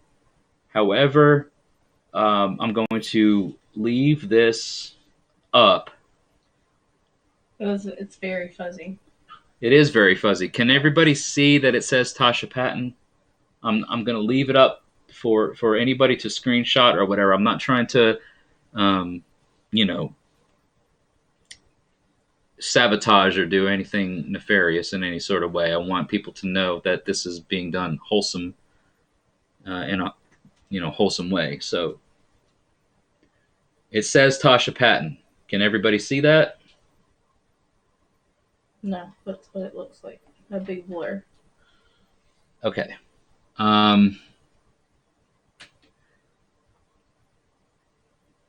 It is a big blur, and unfortunately I can't. It's very fuzzy. It is very fuzzy, and I'm looking at it on my wife's mobile device, who's looking at it right now. For some reason, it is very fuzzy and it's very unintelligible. So I'll take a picture of it. what I'm going to do is I'm going to actually, my wife's going to take a picture of it, but I'm also going to take a screenshot of this. Well, she's going to, hold on. Actually, let me stop what I'm doing so she can do that. My wife is going to take a picture of it. She's doing it right now. And she has secured a image of it that says Tasha Patton is the winner. So Tasha Patton is going to get the second rune set, and I appreciate everyone who is. Let's see here. How do I stop this? Wow. Okay. So give it a second. I'm coming back. Can everybody see me now? Are we back? Are we live?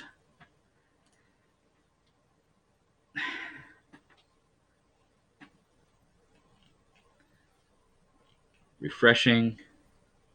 Give it a minute. I think everybody can still hear me.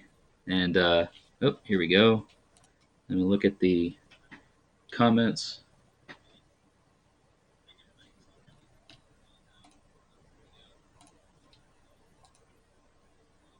Let's see here. Stop this.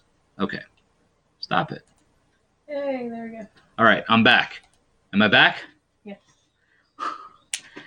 Guys, I'm sorry for the blurriness of it. Again, I'm using like this external third-party streaming service, and so I wasn't 100% sure how it was going to translate over in real time for you. My wife is here, has taken the necessary screenshots or whatever to help confirm that this person did get what they got. So Tasha Patton has won the second rune set. Thank you, everybody. I'm talking Brett. I'm talking Maria. I'm talking, uh, Wyatt, Anna, Tasha, everybody who's been watching thus far tonight. Got 14 live viewers still. Tremendous, reach here tonight to get into the 4,000 watch hours of this thing. So, we can what we'll need to do is we will need to hopefully get in touch with Anna Patton. So if anybody here who's watching knows Anna Patton on YouTube who's watching, I'm not sure if she's still live, but my wife who's logged into her account as a moderator, we will definitely make every effort to get this rune set out to her. So this concludes a actually longer than 3-hour live stream. This was a lot of fun, ladies and gentlemen. I appreciate everyone's support. I don't even know. I don't even know how to end this thing except for just closing out of the browser. So, for everyone who's watching and everyone who's been here for the last 3 hours, thank you. Thank you. Wyatt Coverdale, Anna Coverdale, the family up there in Buffalo, New York. We are going to get that rune set out to you. Tasha Patton, congratulations on randomly winning the raffle item of a cherry rune set. We're going to get that item out to you as soon as we get your details. Going to work hard on trying to get in touch with you. So thank you. Thank you, everybody. I hope you guys enjoyed this live stream. I hope it was been, somewhat educational and enjoyable most of all. The next thing that I want to do is maybe consider doing a very longer or much longer extended live stream. Who knows what we can do. Oh, there is. Tasha Patton is live in the comments. So there we go. It was great, Maria. I agree. I had a lot of fun. Thank you, Brett Langley. Let's everybody just give like a big round of applause for Brett Langley, because Brett and Maria especially have been extremely generous in the live stream tonight, monetarily speaking, and active in it. So thank you specifically to Brett and Maria.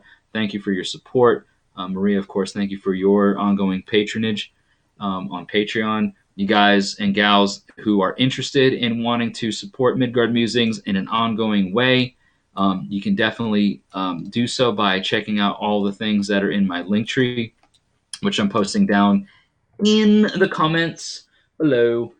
So definitely check that out. Thank you so much for all tuning in tonight. We're going to go ahead and end this live stream. It's been a lot of fun. I gotta say, like, for it being my first extended live stream, this has been a blast, and I want to do maybe some more of this again. So stay tuned over the next couple of weeks for new content coming out here on the channel. Be sure to have liked, comment, shared, and subscribe. Thank you all for tuning in tonight. I hope, or today, whatever it is for you. I hope you all are staying safe out there. And we will talk again soon, hopefully. So thank you again. Let's go ahead and end this live stream. Thank you all so much for your support. Hail. And we'll see you in the next video. So you guys have a great night, day, afternoon, morning, whatever it is. And we'll talk soon. Thank you all.